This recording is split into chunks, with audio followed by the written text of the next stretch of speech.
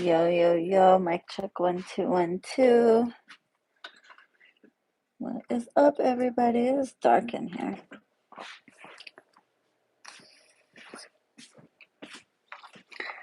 So, I haven't been live in a long time. I have not had the time really to go live, but I've missed you so much. Hey, Trevor. Hey, you guys. I missed you. Roro. Hey, Boo. I miss you guys so much. I'm sorry I've been MIA lately. Can you guys hear me clearly? Is my sound good? It's been so long. Brianna. Hey, Grumpy. Hey, Ed. There's my boy, Ed Majestic. Wow, I miss you guys so much. Hello, hello, hello. So, 1111 is like one of my favorite portals. I couldn't not go live before I do my ritual. Tomorrow, if you want to manifest, if you're going to do something for yourself, 1111 is a very good time to, especially tomorrow's, okay, because everything kind of aligns. And it's funny how that works out every year. So tomorrow, first of all, numerologically, I always wonder if that's the actual word. Numerologically speaking, 1111, that's a master. 11 itself is like a master number in numerology. So, hey, Mr. Conjure. So, it's an angel number. So, every time most of us witches, especially, will see 1111, make a wish. That's always kind of been the number for manifestation, for power, for stability. The number one in of itself is for new beginnings. Thank you, Internal Wastegate. I love you. Shreen is amazing. Her spirit's helping me through some real shit. Love you, babe. Deanna. So, number one is a new beginning. Shireen, hey, my love. I didn't forget about you, by the way. I'm going to call you this week. I won't delete it. So, number one is for new beginnings in general. Like in the Spanish playing deck, if you correlate the Spanish playing deck with the tarot, right? The ones are like the aces in the tarot. So it doesn't have like an ace of wands or an ace of cups in the Spanish playing deck. It's got the one of cups or the one of wands. So the aces, the ace of cups, the ace of wands, the ace of swords, the ace of coins, that's all for the number one, like new beginnings, okay? On top of that, the magician, and anybody knows the tarot, you'll see the Roman numeral on top is the number one. Okay, he's the master manifester of the deck. So you got 4 ones symbolizing new beginnings, wishes come true. And the number 4, like the 4 of wands, which I always use in my rituals, you got the 2 wands on one side, 2 wands on the other, symbolizing 11. 11, that's stability. And then you have an 8-year, right? So 8, that's the number 8, turn sideways, infinity, right? We're in an 8-year. It's a karmic year, as you can see, like with what's happening with Diddy and all of that. What you put out, you get back, right? So the 4 ones is half of 8. So it all kind of like ties them together. So on top of that, astrologically, we're in a waxing moon, which I'm trying to think the last few, I think last year we were not in a waxing moon, we were in a waning moon. So we pulled from the numerology mostly. But this year, we have a full moon on the 15th, right right after the moon is waxing. It's on a Monday. Now, even though a lot of people consider Sunday to be the first day of the week, but most people, if you think about it, Monday, the day of the moon, Luna, starts the week. So you got it on a Monday. You got the waxing moon. You got the full moon a few days after, so that energy, the moon is getting bigger. And you got the numerology. On top of that, Pluto is entering Capricorn. Did I say Pluto? I'm sorry, Venus, not Pluto. I wanted to talk about Pluto, but we'll get there. Venus is entering Capricorn. Now, thank you, Daft Babe.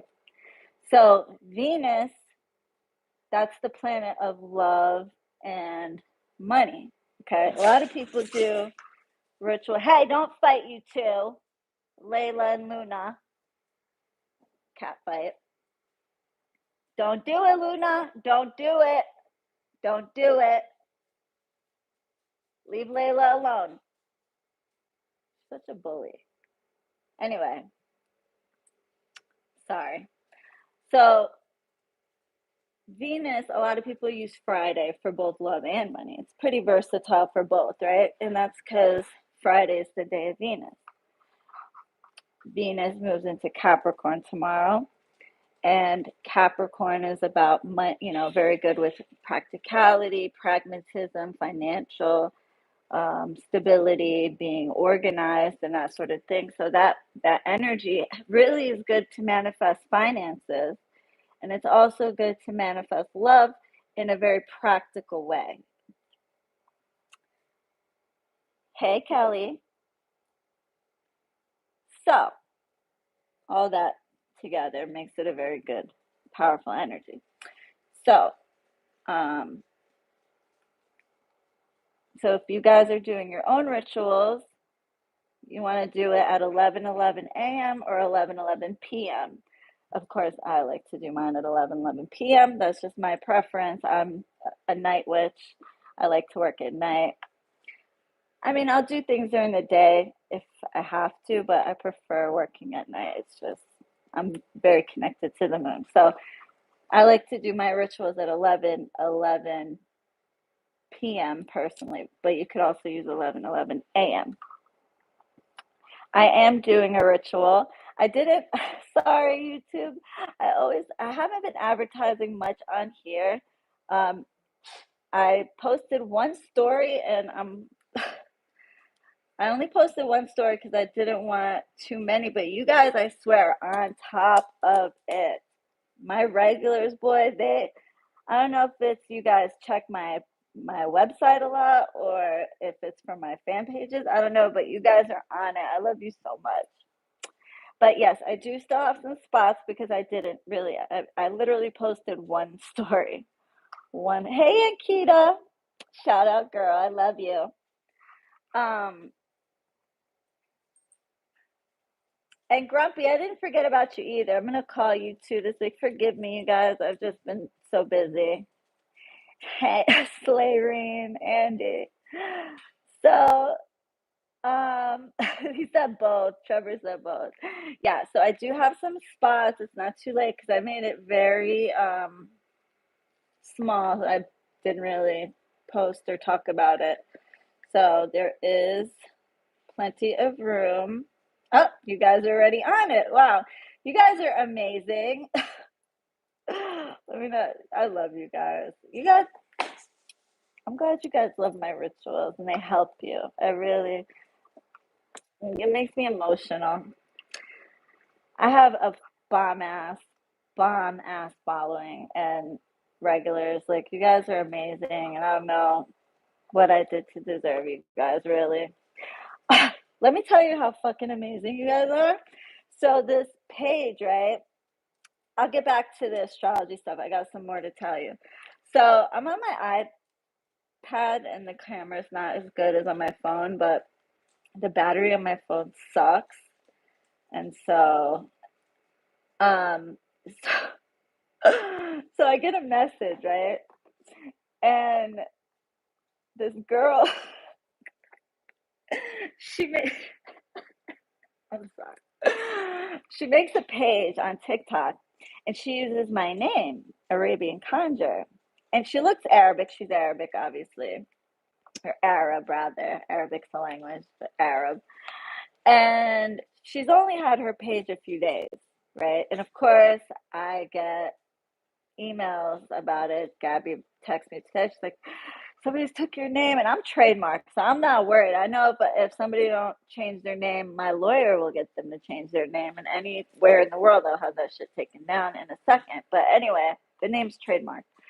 So I'm like, do I message her or do I just call my attorney and handle it? I was about to message her, right? Before I even get a chance, she messages me and she's like, Habibti, I didn't know, I had no idea. I just started this page. Your people are coming after me. They're leaving me messages. She's like, I tried to change the name, but I can't change it for 7 days, which is true with TikTok. I mean, she just made the account, so she can't change the name yet. And she's like, is there something that can make you more comfortable? She's like, I really had no idea. She said, I just liked the movie The Conjures and I'm Arab, so I put it together. She's like, I really didn't know about you. And that's understandable because TikTok's not my main um platform. I only have like 1,600 followers. I barely post on there, which I should post more. I just hate short form content. Speaking of which, I have to post the long video of my last ritual. I did post a short like that day, that same day I did it. I posted the sneak peek. I just haven't uploaded the long one yet. So I'll post that, but if you guys haven't seen it, it's been in my shorts. I guess you guys don't get notified as much of my shorts, but anyway, so I'm like, it's no problem. I understand. I told her, she's like, please tell your people to stop coming for me. I was like, don't worry, Habib, I'll tell them. So you guys had my back with the quickness. What do you mean there's no more left, babe? Yes, there are.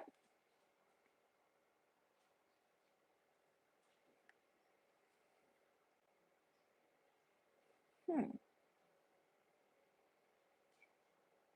No, they're open, Habibti.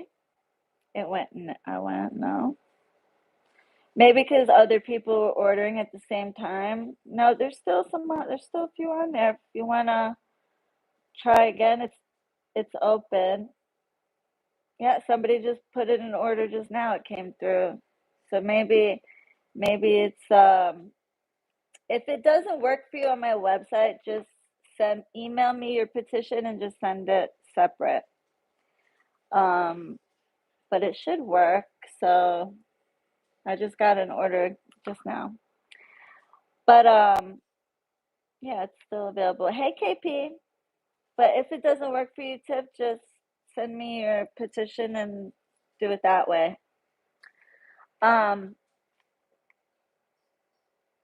Funny how spirit works. They were going to have you mention it today, and I just found her. I was like, but there's an OG already, conjure already. I love you guys. You guys have my back. Boy, that girl was getting hammered with my people. Like, they were literally laying into her. I was like, ooh, those are my people. I have some very, very loyal people. Love you guys. Thank you so much. Thank you for having my back. I really appreciate it. This poor girl. I was pissed too at first. I'm like, there ain't no fucking way. But then I'm like, maybe she just didn't know. But I just give everybody the benefit of the doubt. But I love you more, Miguel. Shurinators, rise up. love you guys. I'm sorry I've been gone for so long. I miss you guys. I just needed a break from social media because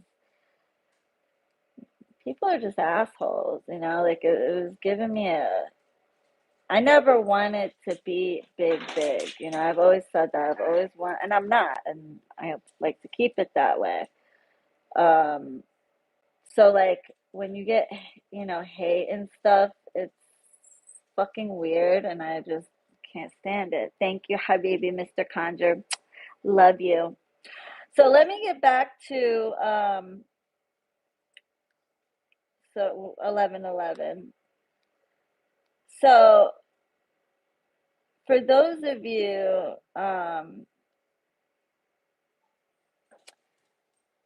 who are doing your own rituals, you could use the magician card. You could use all the aces, depending on what you want to manifest. So the ace of coins for money, ace of wands for ideas, ace of cups for love. Thank you, Mehak. Miss you more, Habibti. Let me like you guys. I forget about this feature. It's not working.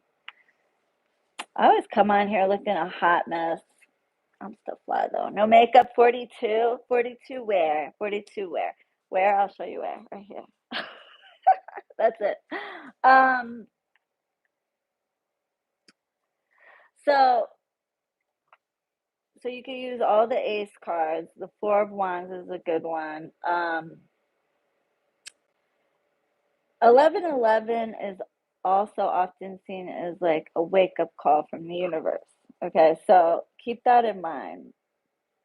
The 11:11 portal. Thank you, Habibti Shireen. Love and miss you so much. Your skin is glowing. Thank you, Pooh. Love you, Habibti. Thank you. You guys are so amazing. So the 11:11 portal, it asks you to rise to the occasion of your dreams, right? So you have to kind of rise to the occasion. If you don't, you might be put through tests that will keep you almost stagnant. So make sure you don't fall into the same, because it's almost like, how do I put this? I'm not really good at explaining shit sometimes. It'll test you the year. Okay, now if anybody's been watching the drama that's been going on with Diddy and all these people, the karmic year, okay, everything that we put out in previous lives and even in this life, it's going to come back. Now, make no mistake, that's all of us. We all done shit, right? Like with me, I cursed how many people? Thank you, Madam So. Thank you, Habibti. So, like all the curses I've done. Miss you more, Alexis. Thank you, Habibti. All the hexes, curses, justified or not. Okay, justified or not. Thank you, Brielle, to send my thanks to you in spirits. Love you, sis. You guys are amazing. Thank you.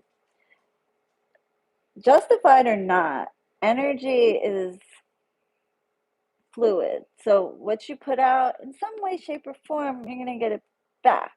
I mean, not necessarily like the threefold law and all that, not necessarily like that. It's kind of like physics. Every action has an equal and opposite reaction. Same, believe it or not, a lot of physics and manifesting spirituality, like with Sihat, for example. Thank you, Jay Silva. Aw, you guys are so good to me. Thank you.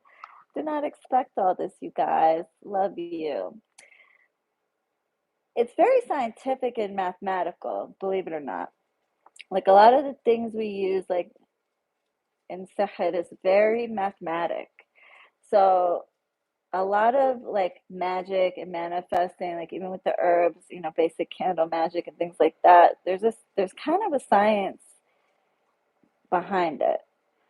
So what we do in this life, in some way, shape, or form, we will every action has an equal and opposite reaction, right? So, like with Diddy, all the shit that he's been doing all these years, he kept. Now, believe it or not, he did get in trouble like in 2001, I believe, or I think one time in the 90s there was a situation with one of the colleges. He had a big show or something, and people got trampled. I think like kind of like what happened with Kylie Jenner's baby daddy. What's his name? Travis Scott. Like it was November, I think 2021, where he had that it was a ritual in my opinion, or a sacrifice, I think, where all those people died. Well, Diddy had something similar happen back in the 90s, and he got away with that. And then like the whole shooting that happened, and I think it was 2000 or 2001, and Shine went away for that. And he always kind of got away with stuff, right? Well, now everything, and him, he's a Scorpio. He's getting all of that karma in this year. And even Cat Williams said, "Love you, Jasmine. Thank you, Habibti. Thank you, babe." All of this shit has just been culminating. And Cat Williams,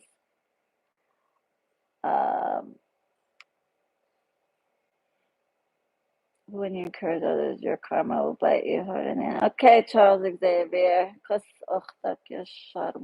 Get this fucker out of here. So you guys block this fucker.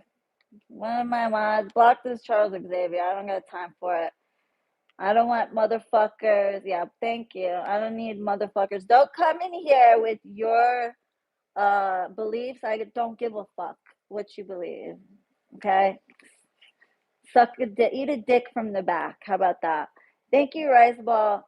Thank you, Soul. You're so beautiful. So grateful. Love you, babe. Thank you, Soul Habibti. Te amo, Shireen. Te amo mucho, Soul. Thank you, Habibti. Like, get the fuck out of here. Why are you here, pussy? Anyway, so he's getting it. And Cat Williams even said, all lies will be exposed. Everything will be exposed for all these people. And he meant that in more ways than one. I think he has some inside knowledge of it, and he doesn't really, I don't think, realize how right he is. J-Lo, all of them. By the end of this year, and even I think going into next year, a lot of shit's gonna come out. So what you want to do is make sure that whatever you're manifesting, you do it with intention and you do it with gratitude. Thank you, Sophia. Love you, babe. Sending so much love to you, New Spirit. Love you, Habibti. Hey, Gwanita. Gwanita. Yes, thank you, Habibti. Yes, I did. Love you, babe. So, I have my phone on Do Not Disturb, so it doesn't go off all the time. So, whatever you're doing, close it out with gratitude. That's the main thing. People forget about that. And also make sure, so you can do a lot of different types of manifesting. You can journal, you could do candles, you could do a fire, you could even take for those of you who don't like to use candles, you can take toilet paper roll. I know it sounds crazy, but it's like brown paper bag. You can put different herbs and things inside. You can write your petition on the inside or on the outside, wherever. You can even take another piece of paper, write your intention, fold it up, stick it in the toilet paper roll. I never throw away my toilet paper rolls. And then you fold each end, put your herbs or whatever, or don't. You don't even have to put herbs. You really don't need all the bullshit. It's not bullshit, but you know what I'm saying. If you don't have different ingredients, you really don't need them. just write your intention and burn the paper. Or you could even bury it like a seed, like seed magic, and buy a tree or flowers or whatever, bury it with the intention that as you bury it, it's going to grow. And it's so funny, these Bible thumping motherfuckers, right? Or Quran thumpers or Torah thumpers or whatever you want to call it. You sit there and talk about how all this is evil, putting an intention's evil. Thank you, Amen. This is your little big sis, Waukesha. I swear your voice puts me in a peaceful state of mind.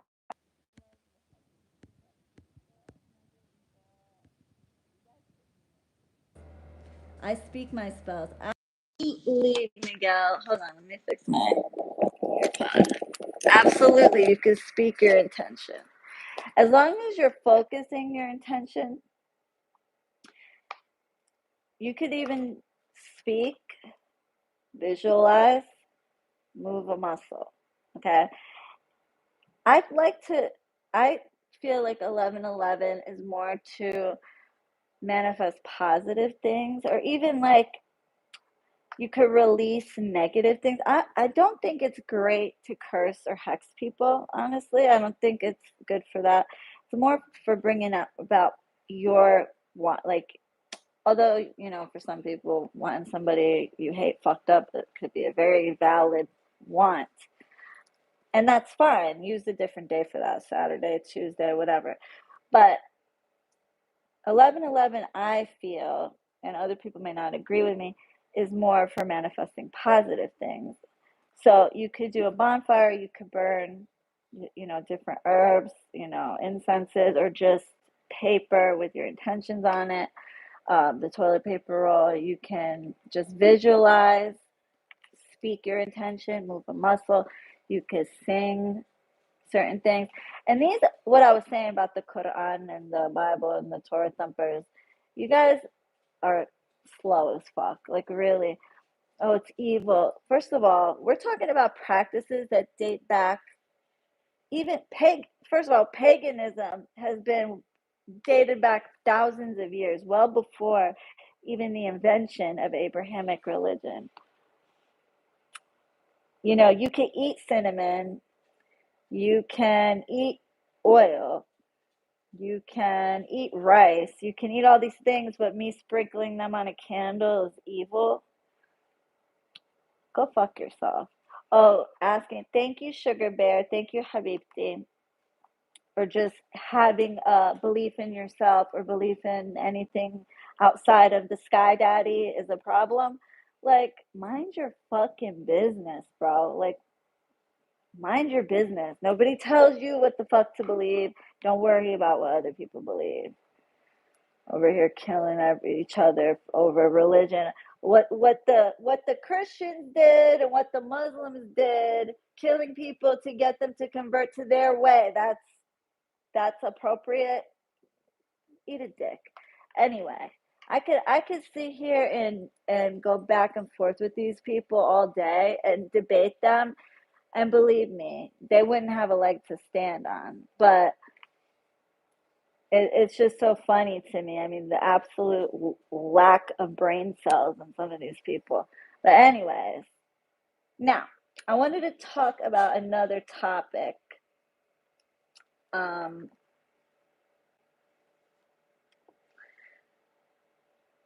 Sorry, you guys. Okay. So I wanted to talk about, thank you, Lena. Thank you, baby. I wanted to talk about, hi, Bander, or Bunder. I'm so grateful for when I found you years ago. It helped me understand that I could let go. Damn, my glasses. Let go of the fear and dogma for good, literally. From the Holy Land. Wait. Literally from the Holy Land. Who's better than to teach us? Habibti. I love you. Thank you, babe. Okay. So I wanted to talk about a big thing. So I don't know if you guys knew, but Pluto since 2008 has been sitting in Capricorn, right? And hence why in 2008 we had the financial crisis. And that just wasn't for the United States. That was for the world. It's a trickle effect. You know, when our economy goes to shit, the rest of the world's economy goes to shit because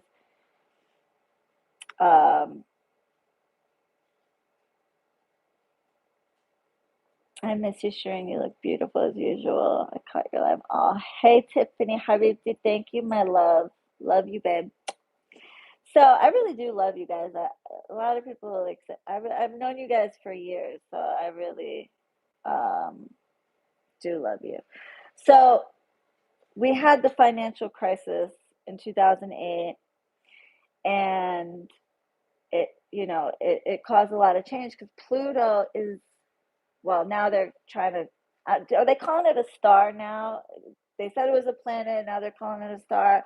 I call it a planet. Okay, it's the planet of new beginnings. Thank you, Channel Me. Love you, Habibti. So it's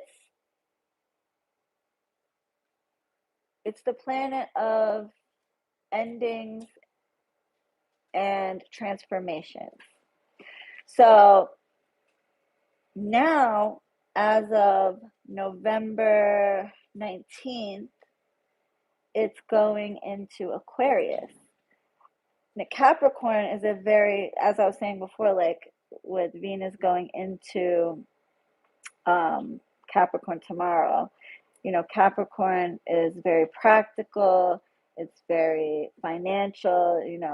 If you know any Capricorn, they're very focused on finances. Thank you, Jet. Thank you, Habibi. I appreciate that.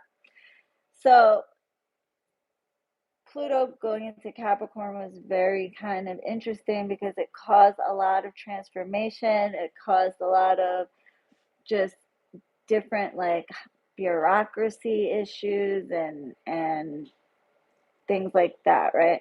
So now Pluto is going into Aquarius on the 19th, and this is going to affect every sign differently.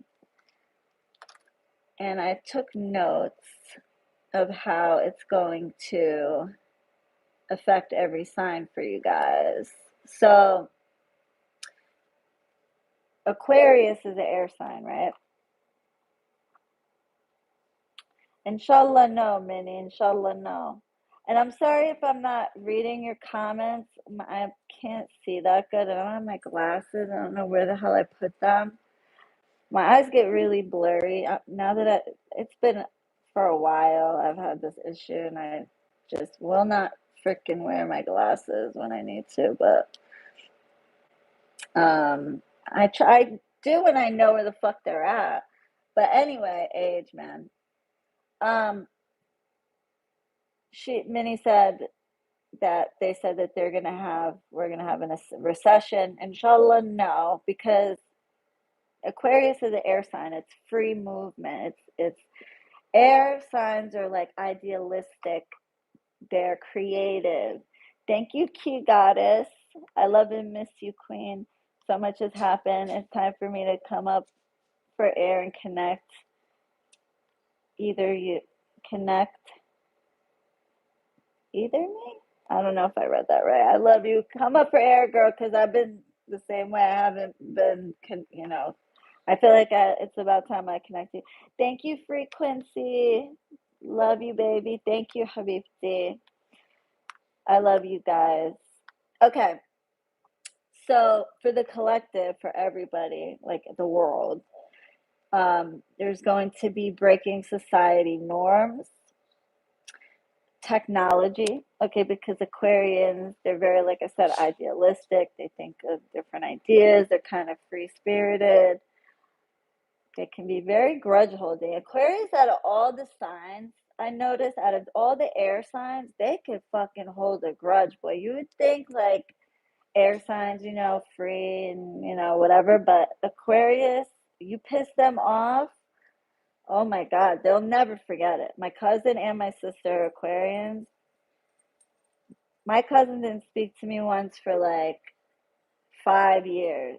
5 years over something I didn't even do. And then I was like, you're gonna find out. You're gonna find out I didn't do shit. But I'm not, I'm stubborn too. If I'm not wrong, I'm not wrong. I'm not apologizing. But she is very stubborn. And so when she found out that she was wrong, I forgave her right away. But if it was the other way around, forget it. Thank you, Veronica. Thank you for all you do. So grateful for you. Aw, 1111. I'm grateful for you guys, really. Wallah. I'm so grateful for you guys. You will hold grudges for years. My Scorpio moon will make sure the revenge happens with you. I'm telling you, you guys are very, very fucking for the most stubborn air sign I have ever encountered in life. And the fucking thing is, though, even when y'all are wrong, sometimes you'll still be stubborn. And me, I'm a Sag. I'm very forgiving. Like I can literally cuss you out, and then I'll feel bad about it right away. If you know, and my clients will know this. I'll yell at you guys for shit that you did that you weren't supposed to do, and then I'll just let me bitch for a little bit. Just let me bitch, let me vent, and then I'll apologize right after. Right after, I'll be like, I'm sorry. Like I just that's how I am. I can't hold a grudge unless you really, really come for me. Like, but even my worst enemies, if they apologize and meant it, I I I can't I don't know. I can't hold a grudge against someone who is trying to make it right. That's just not in my personality. But I wish it was. I wish I could hold the grudges longer. But anyway, don't get it twisted now. I'll fuck a bitch up, but not if they say sorry. I love my Sages. They're the best. You the best, Kels. So, um, so transforming societal norms, breaking societal norms, elevating and transforming children, um, which, for example, we can already kind of see the starting of that with children. People are a lot more open now, you know, with their kids, and I think kids are getting exposed to things that I probably wouldn't have. I'm not a mom, so I'm a dog and cat mom. I don't have kids, and I didn't want to have kids. I don't think I could ever bring a child into this world, to be honest. Like the world's kind of fucked up, but not only that,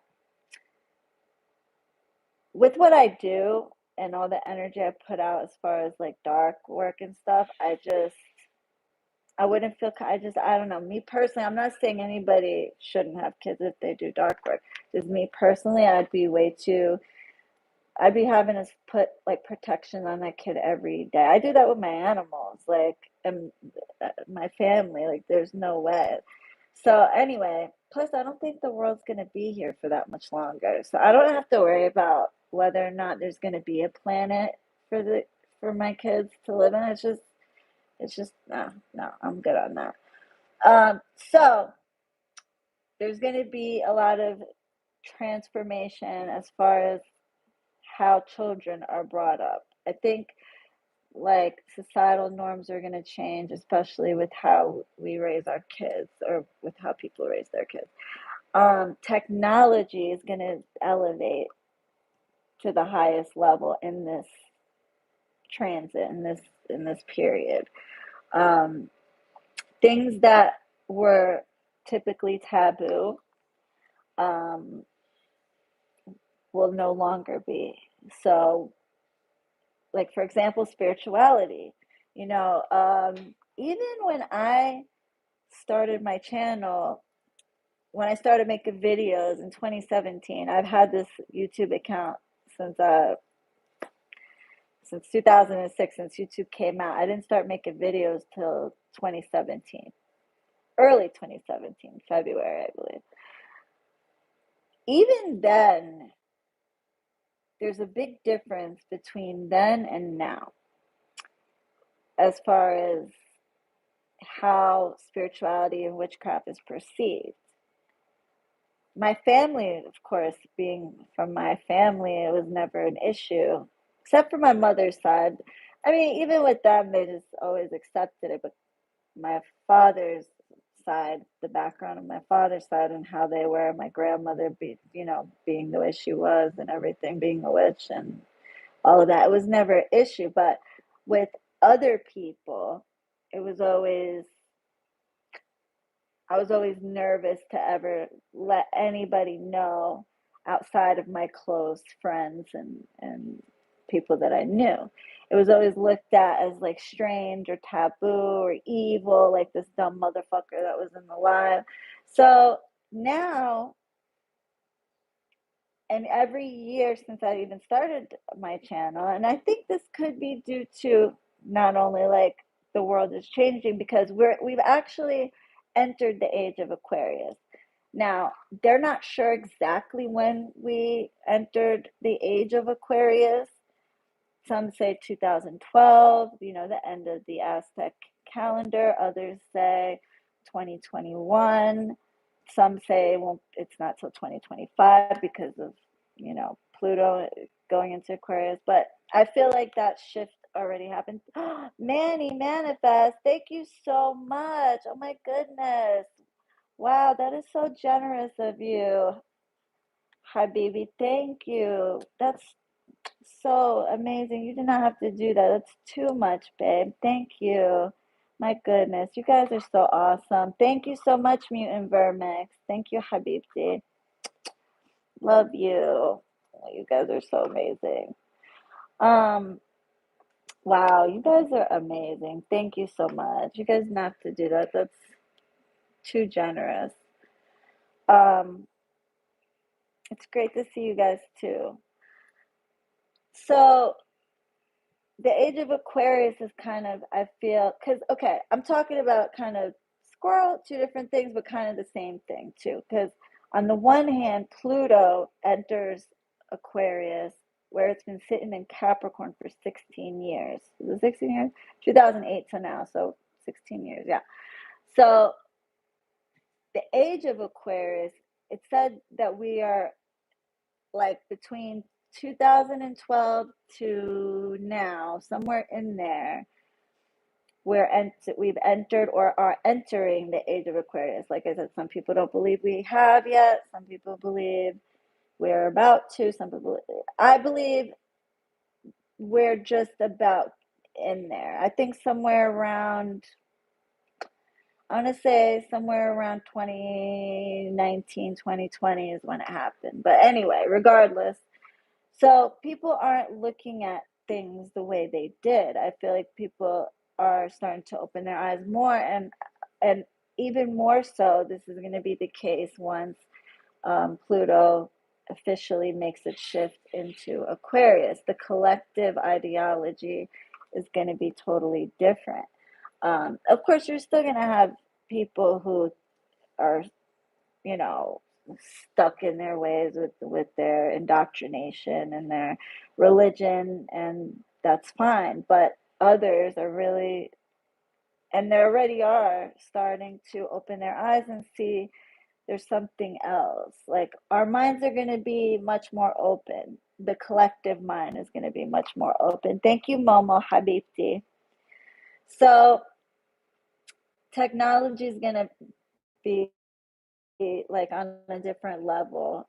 And if you look at it, it kind of already is outrageous. Like you have look at that ugly ass Tesla, that space rocket looking. I saw one of them bitches driving the other day, and I'm like, that thing is so ugly. But it like, that toaster oven looking car that drives around, that, what is it called? You guys know what I'm talking about? Cybertruck. Yes, those. Yeah, Lena, that is so ugly. Oh my God, I would never drive that ugly ass thing. But that's exactly what I picture the future to look like. And you got Elon Musk and all his SpaceX stuff and all that. So there's definitely going to be a much more elevated technology. You got AI, and once this transit happens, it's going to be through the roof. It's going to be something totally elevated, like to things that, I mean, I'm talking about they're going to control the weather and shit. It's going to be insane, some of the things. I feel like somewhere in this transit, they're going to start making the beginnings of a flying vehicle where, to some extent, it may not be able to go to the same altitude of airplanes, but I think they're going to start the planning for like vehicles that kind of float, like hoverboard kind of things. I feel like I don't think they'll be out for God knows how long, but they're going to start to plan these crazy type of things. So technology, things that are taboo are no longer going to be considered taboo by the collective, by a lot of people, not everybody, obviously. No longer suppressing ideological differences in spirituality. There's going to be a lot of change, transformation. People are going to overcome adversity. Because think about it, thus far, we've also been through a lot as a whole, like the whole pandemic situation. Thank you, love. Missed you so much. Glad to see you, love. I missed you guys too. I really did. So a lot of challenges and adversity. People are going to learn how to overcome them, especially where your placements are in Aquarius. So as a collective, we're going to be able to overcome challenges a lot better. Think about it. Aquarius, air sign, go with the flow. Air is like flowy. It's air. It's, you know, breezy. So we're not going to take things as rough. Like Capricorn is very serious. It's the devil in the tarot card. In the tarot, unhealthy obsessions, addictions, financial, struggling, or just very worried about finances. So Aquarius is a lot more go with the flow in that aspect. Now, for starting with Aries, the Pluto will be in your 11th house of dreams and desires, social networking. So this is going to affect you in terms of voicing your ideas, your visions for your future long-term plans. You may feel ostracized socially in some way. You'll notice a pattern in all of these is that there's ostracization in some way, shape, or form, briefly, but it's always to help you elevate, and it's always for the greater good. So you're going to be able to voice your ideas a lot better. You're going to have more visions for the future. Your long-term plans may be put to the test. You may feel ostracized socially in some way because the 11th house is your dreams and your desires. So you may feel like people judge, your close friends or family may judge what you want to do with your life. There will be a change in terms of how you want society to see you or your children. And you may feel a slight pushback from others when it comes to the things that you want, your dreams and your things that you want in your life. You may feel like others judge you or ostracize you. Now, so it's not too crazy there for Aries. Now for Taurus, Pluto is going to be in your 10th house of career, your lifelong goals, your ethics, your values. There may be a pushback and ostracism when it comes to not accepting authority figures or not accepting authority. You may want to break free from working for others or the corporate world, or just having a traditional kind of profession. You may even want to start your own business or work for yourself. You may also want to create a change on a mass scale. For some of you, others of you just may not want to stop working for others, but you may want to change how your job is done. You might want to start some sort of transformation or change within your corporate job or within your job as a whole, and you may have some feeling of ostracization or pushback from people at your job, customers at your job, employers, whatever the case may be. So a lot of Tauruses may be thinking about getting outside of working for others altogether. Thank you, Mutant Vermix. Happy 11/11, babe. So I know I gotta do pick a card for you guys. I will. I promise. I got you. Okay. Oh, for Taurus and for Aries. This is everybody's gonna, with Pluto going into the various houses, everybody may feel, because Pluto is a planet of major change and transformation, endings and new beginnings. Think of it as the death card. All of you are going to have, all of us are going to feel some level of not being understood or ostracized in some way, or you may ostracize others. So Aries also, let me backtrack on Aries. Aries, you guys might want to do something related to social media, like start a YouTube channel, start a TikTok, start a something, right?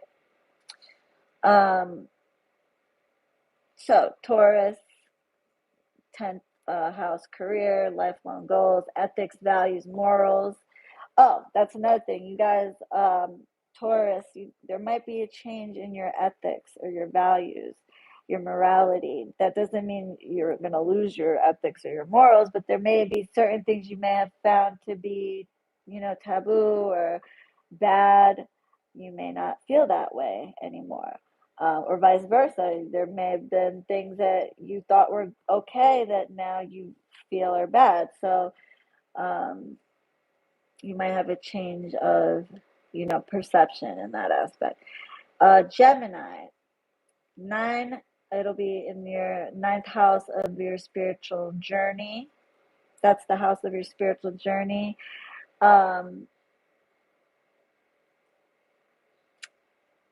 And this is also, hold on. Yeah. Your 9th house, which is the key figure in revolutionizing your consciousness shift.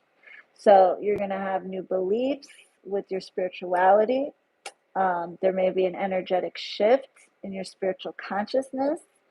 And this may also cause some sort of rejection or misalignment when it comes to others, right?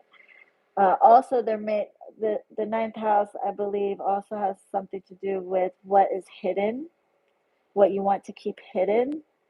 So what you may want hidden may be exposed, okay, for Gemini.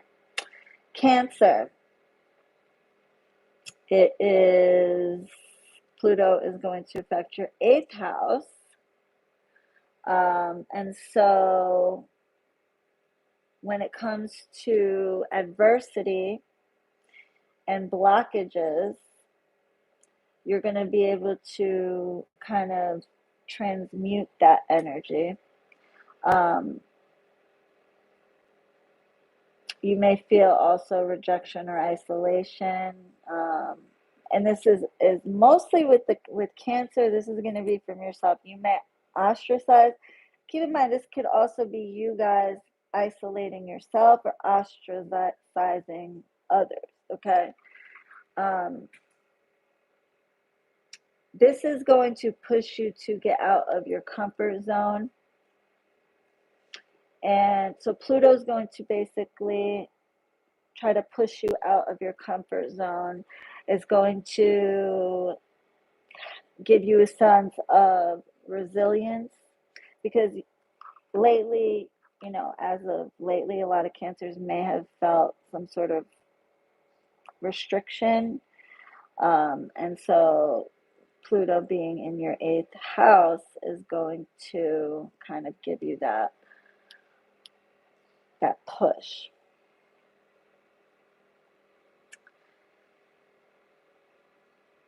Okay.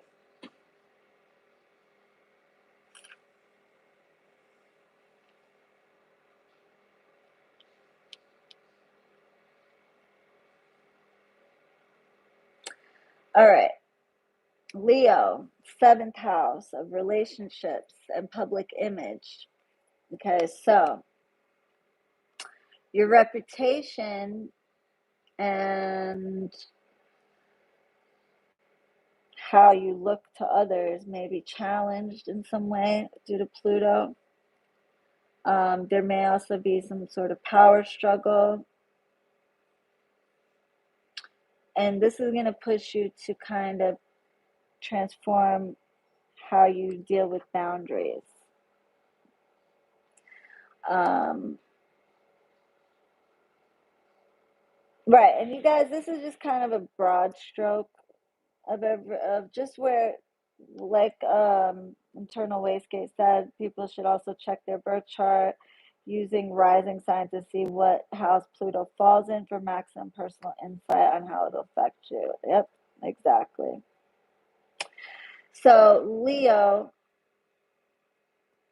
Pluto entering your seventh house of relationships and your public image. So there may be uh, some sort of power struggle. Um, you're going to be challenged to kind of learn how to set good boundaries. You may feel like in some way, your reputation, how people see you or perceive you. There may be some sort of struggle there or transformation there. Not necessarily, it's not necessarily a bad thing. There may be just some sort of,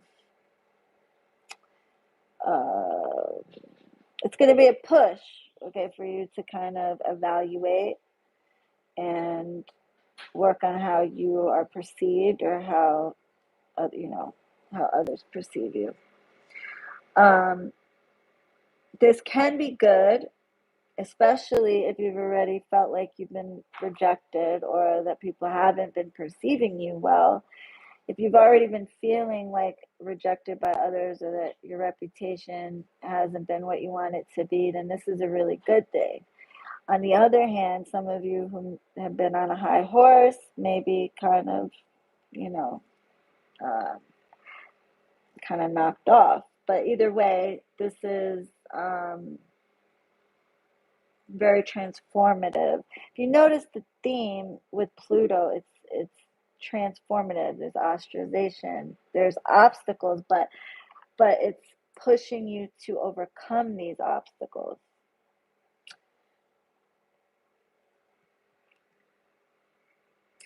So a lot of you Leos, because of this, might choose to kind of isolate. Um, and also, your current relationships, you may feel like there has to be a new set of boundaries set. Now, Virgo, Pluto's going to affect your sixth house, which is work, health, diet. Um, and this is going to revolutionize your work life. You're going to be a leader within the next 20 years. This is a 20-year thing. So this is over 20 years, you guys, by the way. Let me make that clear. So this isn't necessarily just within the year, just some within this 20-year period, okay? This is going to be what Pluto does specifically for each sign. Within the next 20 years, you're going to be a leader, or you might have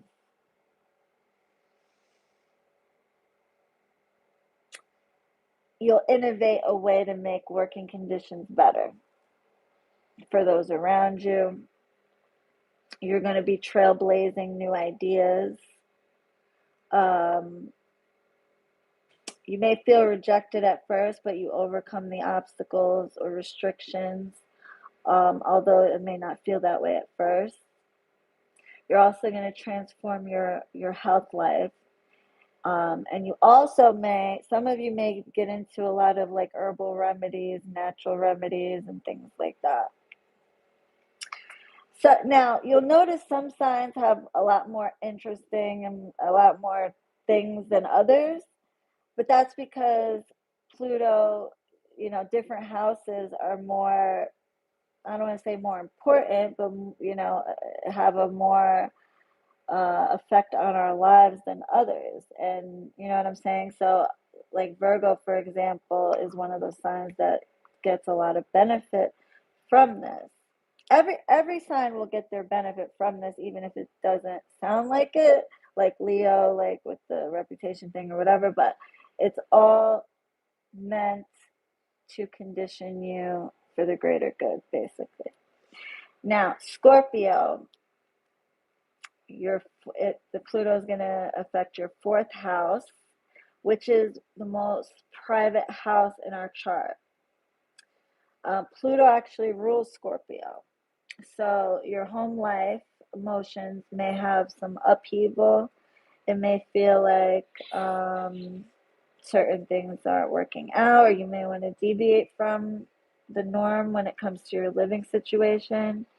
Some of you may want to make a change and will become passionate on helping the environment or bringing transformation and change to help society with getting better or more sustainable. You may also break away from a specific support system. There may be a change in location within the next 20 years.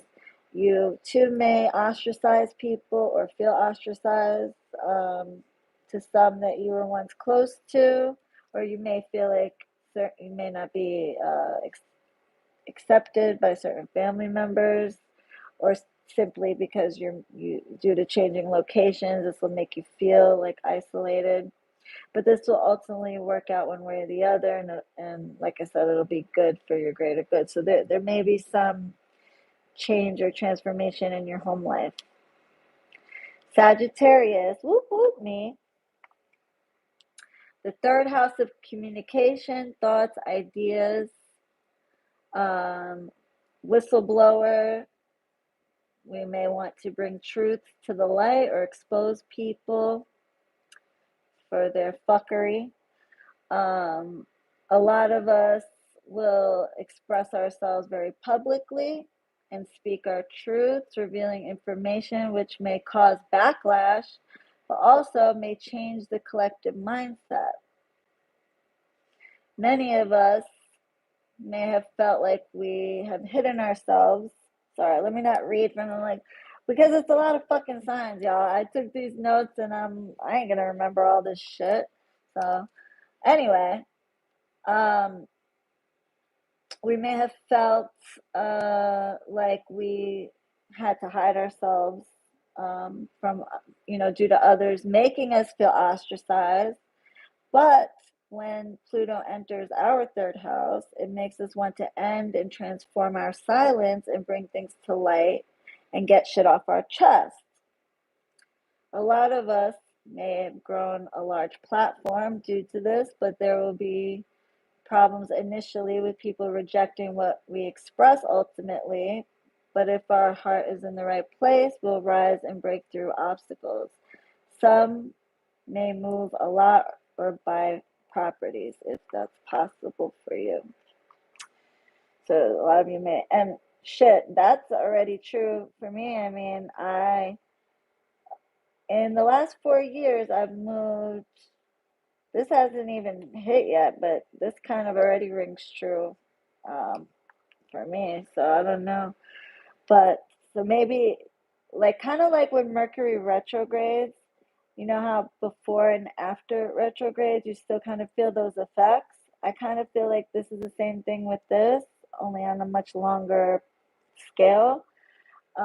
Like I said, Pluto does this not very often, like every 20 years, 16, 20. I think it's different every time, but last time it was 16 years, this time it's 20 years. So I kind of feel like for Sag, I could speak for Sag, we kind of felt that. I felt all those things.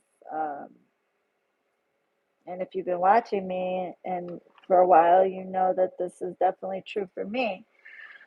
So, bringing shit to the light, exposing motherfuckers that need to be, and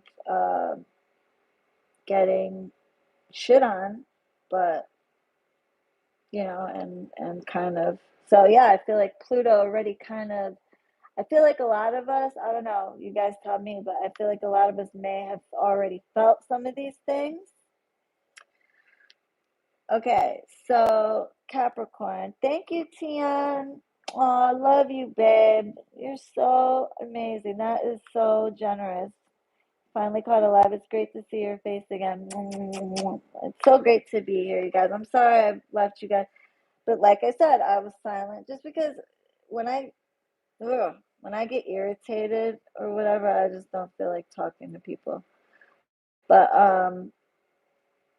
social media I'm talking about. When like social media in general irritates me, then I'll just turn it off. Plus I've been very busy. But anyway, um, and real quick, I was talking to a friend of mine, and he was telling me how watching certain things on TikTok or Instagram upset him, made him really anxious and stuff like that. And I said, and he's also on social media, and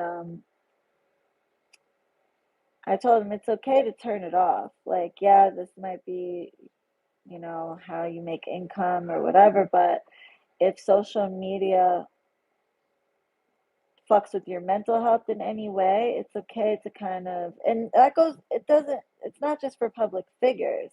Like, if you feel like you're watching social media and you're comparing yourself to others and seeing like happy couples is getting you because you're maybe not in a happy relationship, or you see people with buying fancy cars and all this stuff, and you don't have that, and if that fucks with your mental health, or with women, like our bodies, men with their bodies and whatever they got going on, you don't have that, and it fucks with your mental, it's okay to put the phone down, to not engage, or just take, go touch grass, to take your energy elsewhere, because if it's fucking with you mentally, just why do it? So, being on social media, getting, negative comments or whatever, kind of comes with the territory. But if it fucks with your mental health, it's okay to not read them, or just to not give yourself a little break. So, a lot of people compare. And remember, not everybody's like, you guys have no idea how many times have we heard about YouTubers or Instagram, you know, TikTokers, whatever, showing one thing on social media, and then come to find out there's a totally different thing behind closed doors. You know, I always talk about the Gabby Petito case, that happy couple. They literally, the day he killed her, they were posting all these beautiful things on social media, and he murdered her that literal day. There's so many, the couples that are overcompensating on social media, posting how happy they are. Alhamdulillah. I mean, I hope everybody's happy, but I mean, me and Justin, alhamdulillah, nakawa, we're happy. I mean, but we don't post every we love each other so much, and just trying so hard for the gram and for Facebook to show how happy we are. Matter of fact, when Justin does post stuff like that, I kind of get irritated. I'm like, khamsa, khamsa, khamsa, because I don't want the evil eye from people. So people are always like flexing on social media. That's not always what they are. So there's very few people that are like genuine, like who they are in real life is who they are on social media. Very few people. So just keep that in mind. Anyway, back to this. Sorry, you guys. Squirrel. Okay. Where were we? Okay, Capricorn. Second house of finances, Pluto is going to affect. So change will happen within the next 20 years, mind you. In the workforce, you'll be innovating new ideas for your financial transformation, creating new ways of making money. Um, you'll work on different ways of generating income. You'll be focusing on being independent and not having to rely on anybody to make your money. You may be your own investor, whereas you may have partnered with somebody before, but now you'll want to venture out on your own. A lot of you, this will affect your family, where you have to be ousted from your family or home, especially if your partner um, or other family members are concerned. There may be a major ending and transformation when it comes to your home life, your family life. Um, and this will force you to operate by yourself um, in some aspect. Now, don't panic if you're married. It doesn't necessarily mean 100% you're getting divorced or anything like that, but there may be some, major ending. You may have a kid move out, or I mean, there could be a lot of things, but there will be some sort of ending when it comes to your household or your family. Um, and this is going to push you to become independent.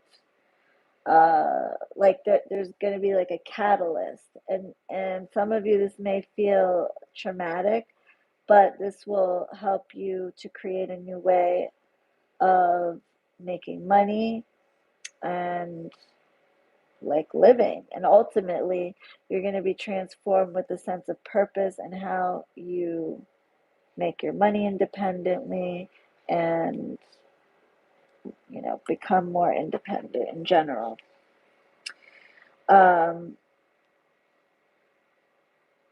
Aquarius.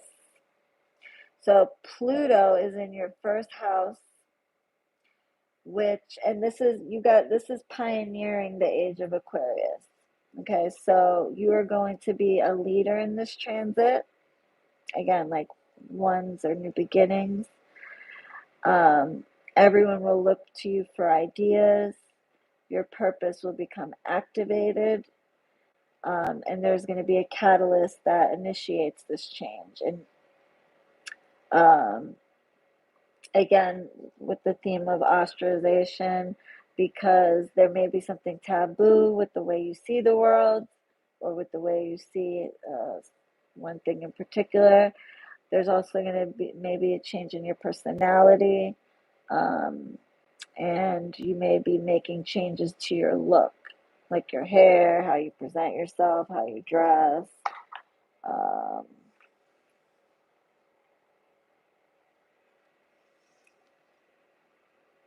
You also may want to change things about your identity or your uniqueness, your individuality. And then Pisces.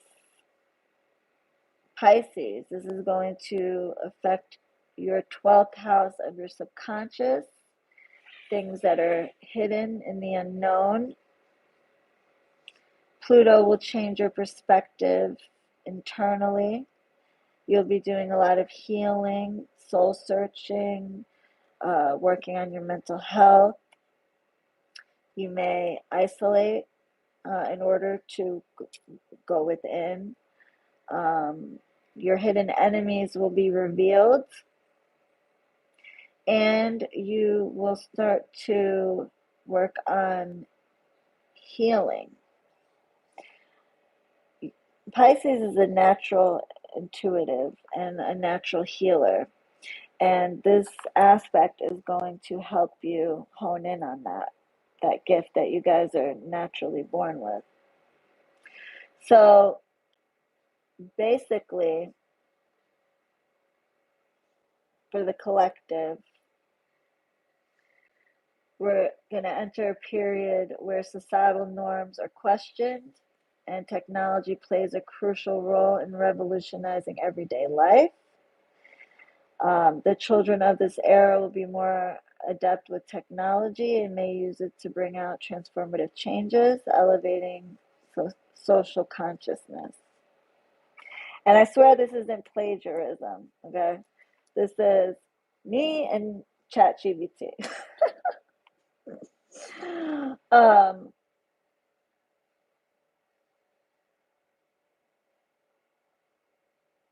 oh, okay.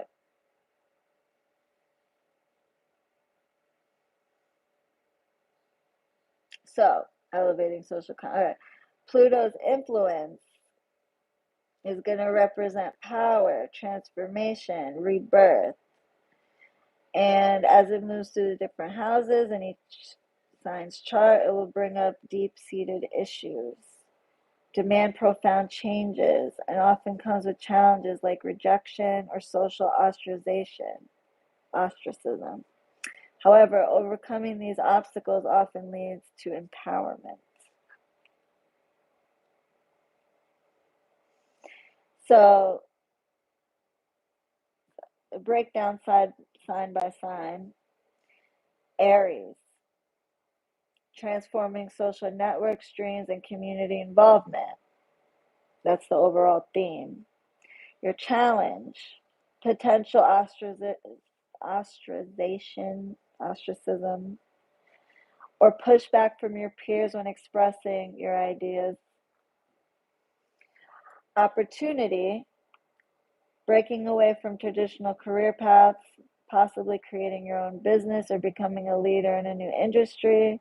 Your career shifts could involve a complete transformation of your professional identity. Gemini, thank you, Ruth. Thank you, Habibti.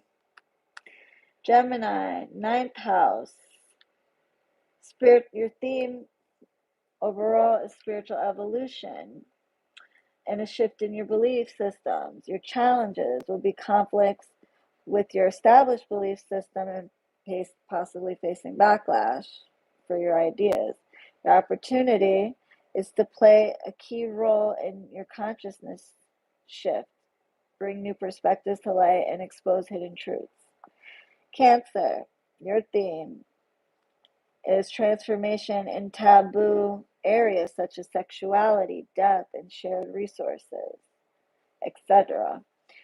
Your challenge will be emotional upheaval and facing adversity. Your opportunity, you may become a leader in transformative healing, utilizing resilience gained from past challenges to guide others through their own transformations. Sorry, you guys, I took these notes and my eyes are shut. Leo, seventh house. Your theme, transformation in relationships and your public image.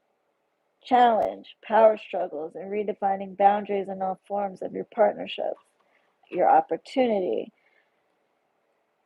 Through these challenges, you'll learn to establish healthier dynamics and may even choose to maintain more space and independence in your connections. Virgo, your sixth house. Your theme overall for this transit is revolutionizing work routines, health, and daily habits. Your challenges, facing initial resistance to new ideas in the workplace or your health practices. Your opportunity, you will be at the forefront of transforming workplace standards and may bring innovative approaches to health and well-being. Libra, fifth house. Theme, enhance creativity, self-expression with a focus on children and new projects. Challenge, ideas may not be widely accepted initially. Opportunity, You may set new creative trends and influence others, especially in areas related to childcare, parenting, or artistic endeavors. Oh, thank you, baby K. My voice, I put myself to sleep, which is the crazy thing. If I can't sleep, I'll listen to my own self. It's pretty fucking funny. I don't know if that means it's soothing or I'm boring. Which one? Um,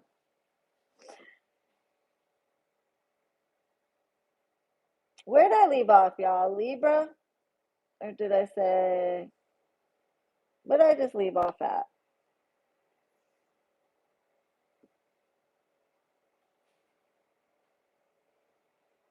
Soothing. Where did I leave off at, y'all? Libra. Okay. Did I do Leo? Are you sure? Leo. Okay, I was going to say Leo. Libra. Let me just do Leo. Did I? Are you sure? I was in the middle of Libra. Okay. Okay, Libra. Pluto in the fifth house. Theme: enhanced creativity and self-expression with a focus on children. Yep, there it was. New project. Challenge: ideas may not be widely accepted initially. Opportunity: your opportunity may set new creative trends and influence others, especially in areas related to childcare, parenting, or artistic endeavors. Scorpio, your theme: deep changes in home life, family dynamics, and personal roots. Your challenge: emotional upheaval or separation from family support. Not all family support, but just in some aspect. Opportunity: this transit may push you to find a more sustainable and independent living situation, possibly sparking a passion for environmental or societal transformation. You too, baby girl. Capricorn. I'm sorry, Sagittarius. Transformation. I'm sorry, Pluto in the third house. Theme: transformation in communication, thoughts, and local environment. Challenge: pushback for speaking out or revealing hidden truths. Opportunity: you may emerge as a truth teller, potentially growing a platform by exposing important information or ideas, leading to a shift in collective consciousness. Capricorn, Pluto in second house. Theme: financial transformation and redefining self-worth. Challenge: disruptions in financial security, especially in shared ventures. Opportunity: this transit will push you towards financial independence, possibly breaking away from traditional or family-based financial structure or pioneer innovative ways of generating income.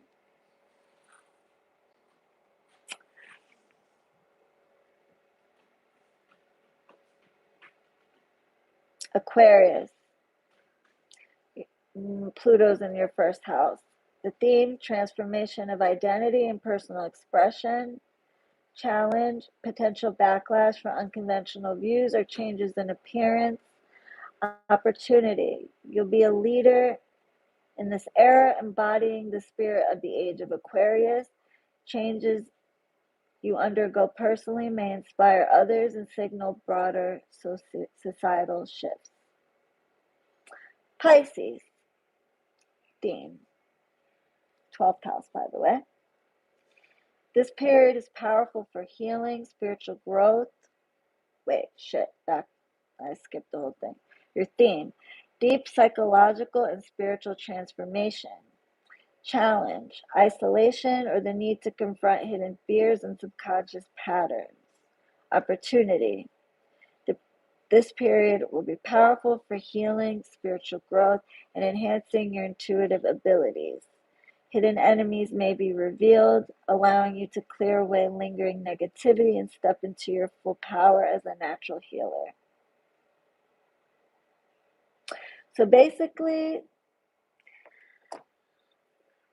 Pluto's transit will bring intense, transformative energy into all of our lives, but very necessary.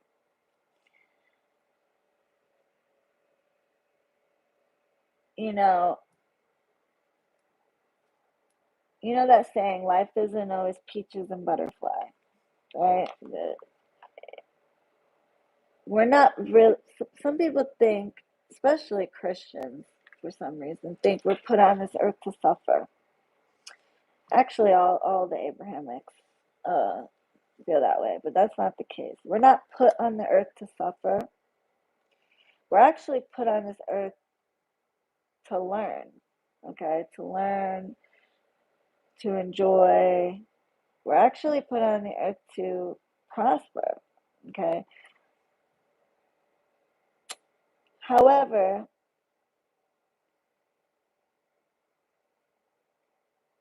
learning is the main reason that our souls are here, is to bring lessons into every life that we live. I think it's naive for anyone to think that we only have one life. You know, if you think about it, right? What are the odds that we're here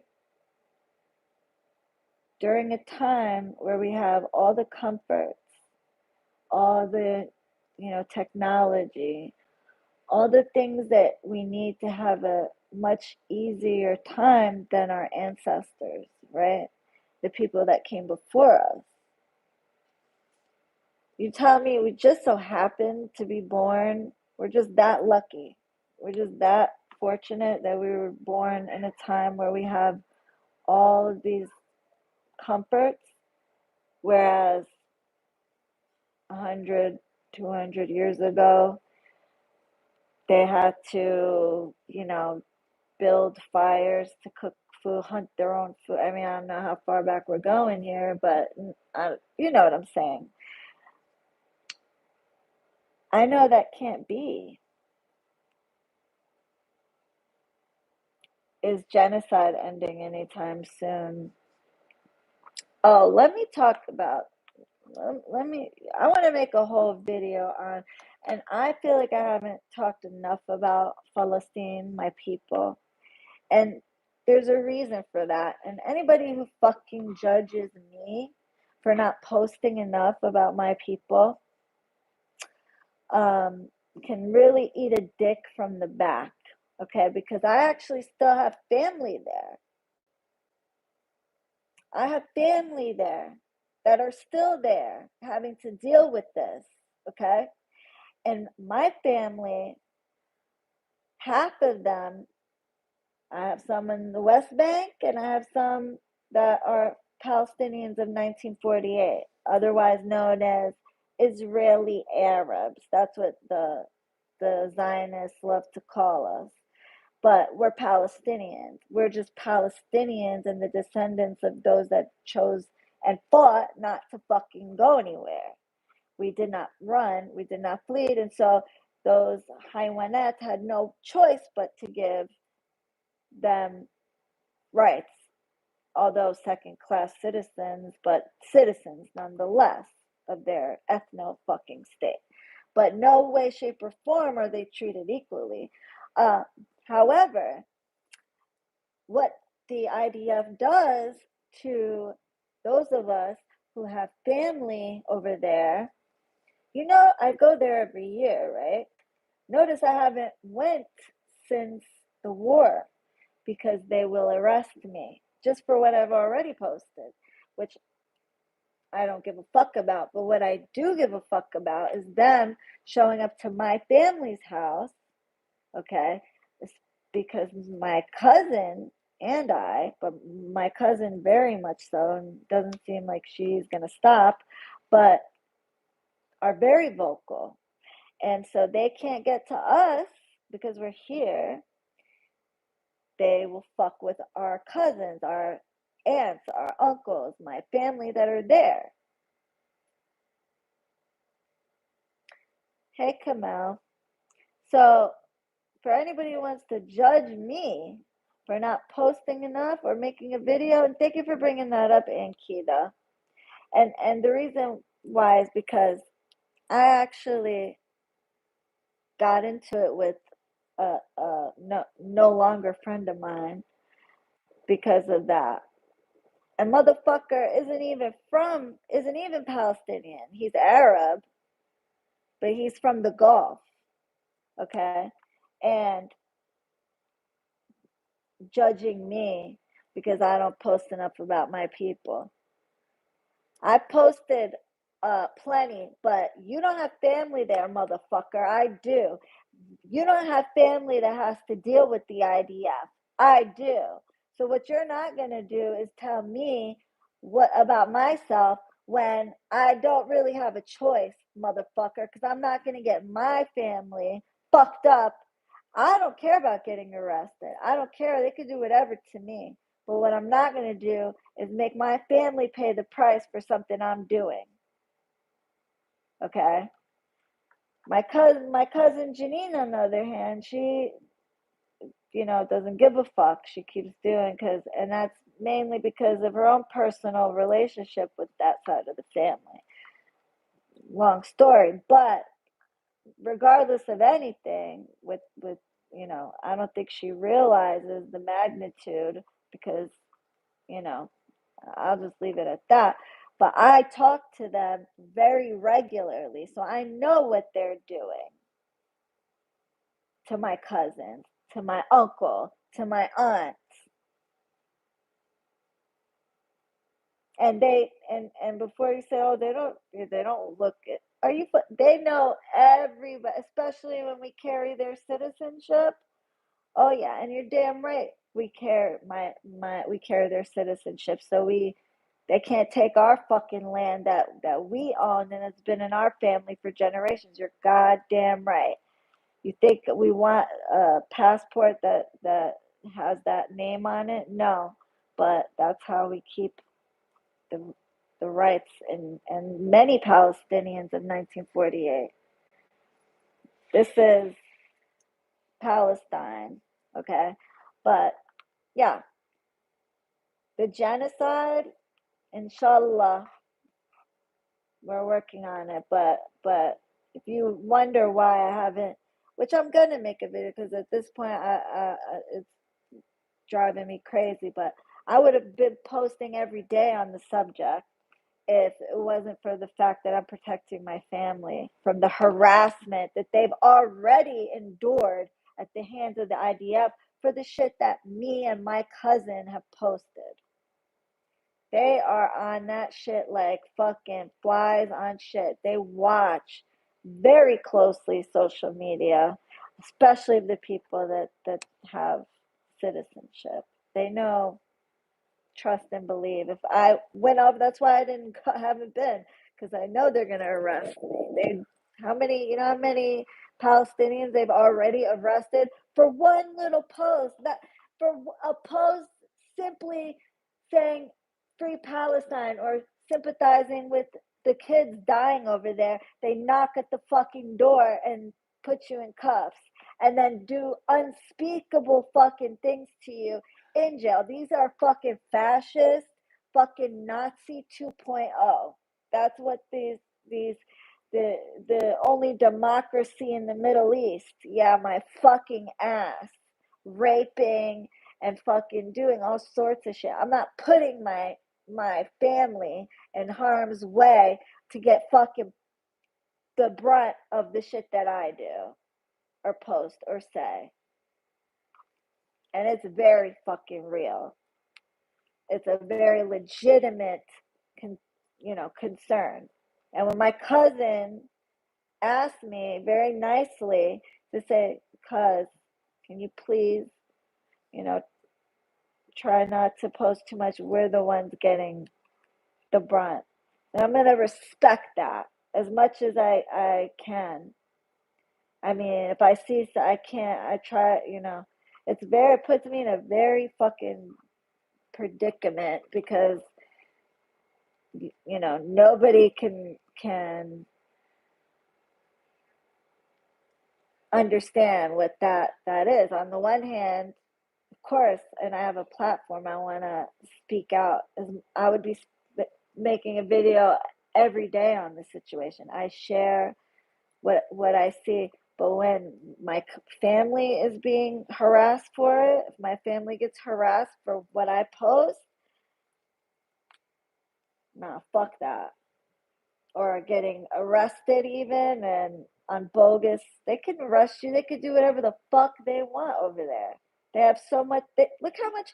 Let me ask you something. Have you ever heard of any other country them asking our president, okay, our president, like they asked Trump, what are you going to do to look it up on YouTube? What are you going to do to ensure the safety and security of Israel? They literally asked him that. Is not real, I should say.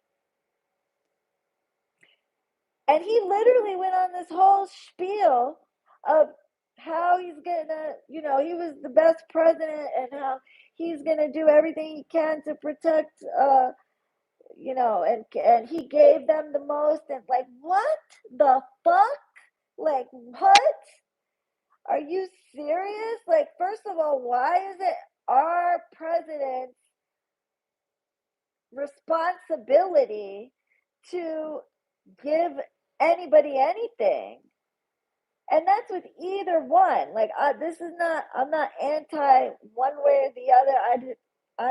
I'm not gonna lie, I didn't vote for anybody because I was like, plus I'm in Connecticut, not that it even fucking matters, but Connecticut, it should be popular vote.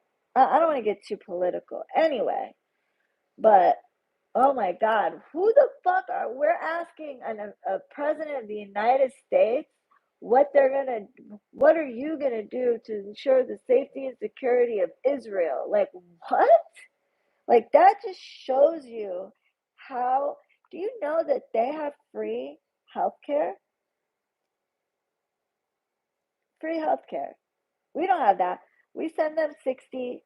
We gave them 60 billion, I think it was. Don't quote me on that because I don't want to give false information. But 60 million, 60 billion.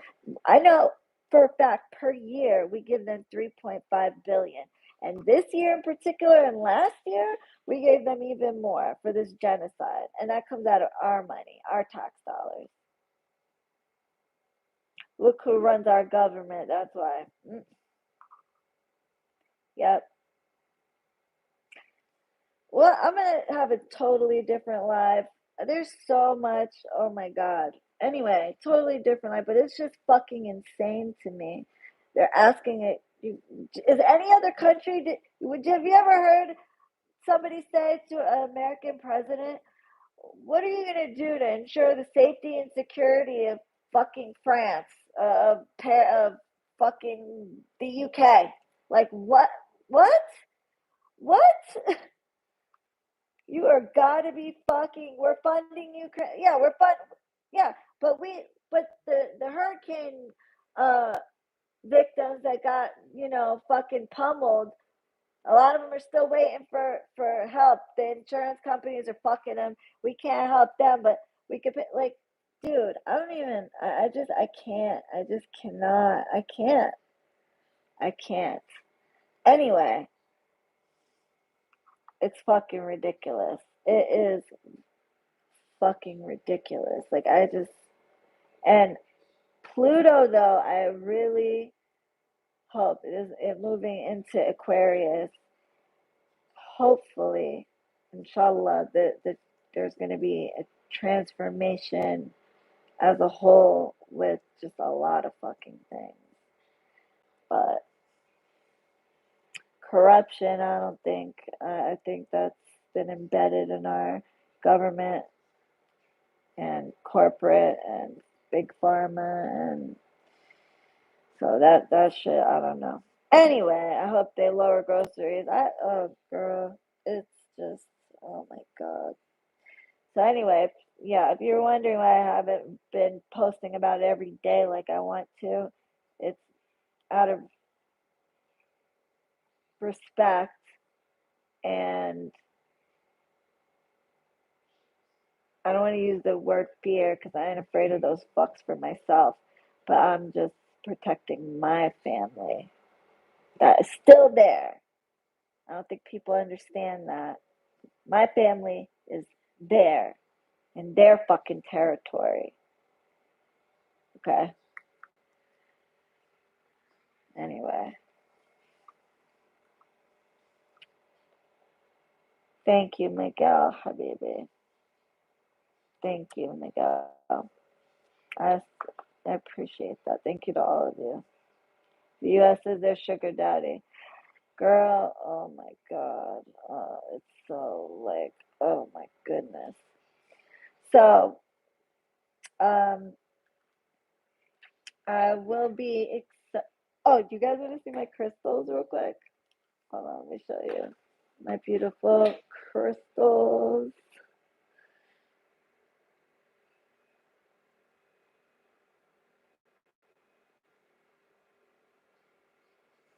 Oh, and I'm going to show you.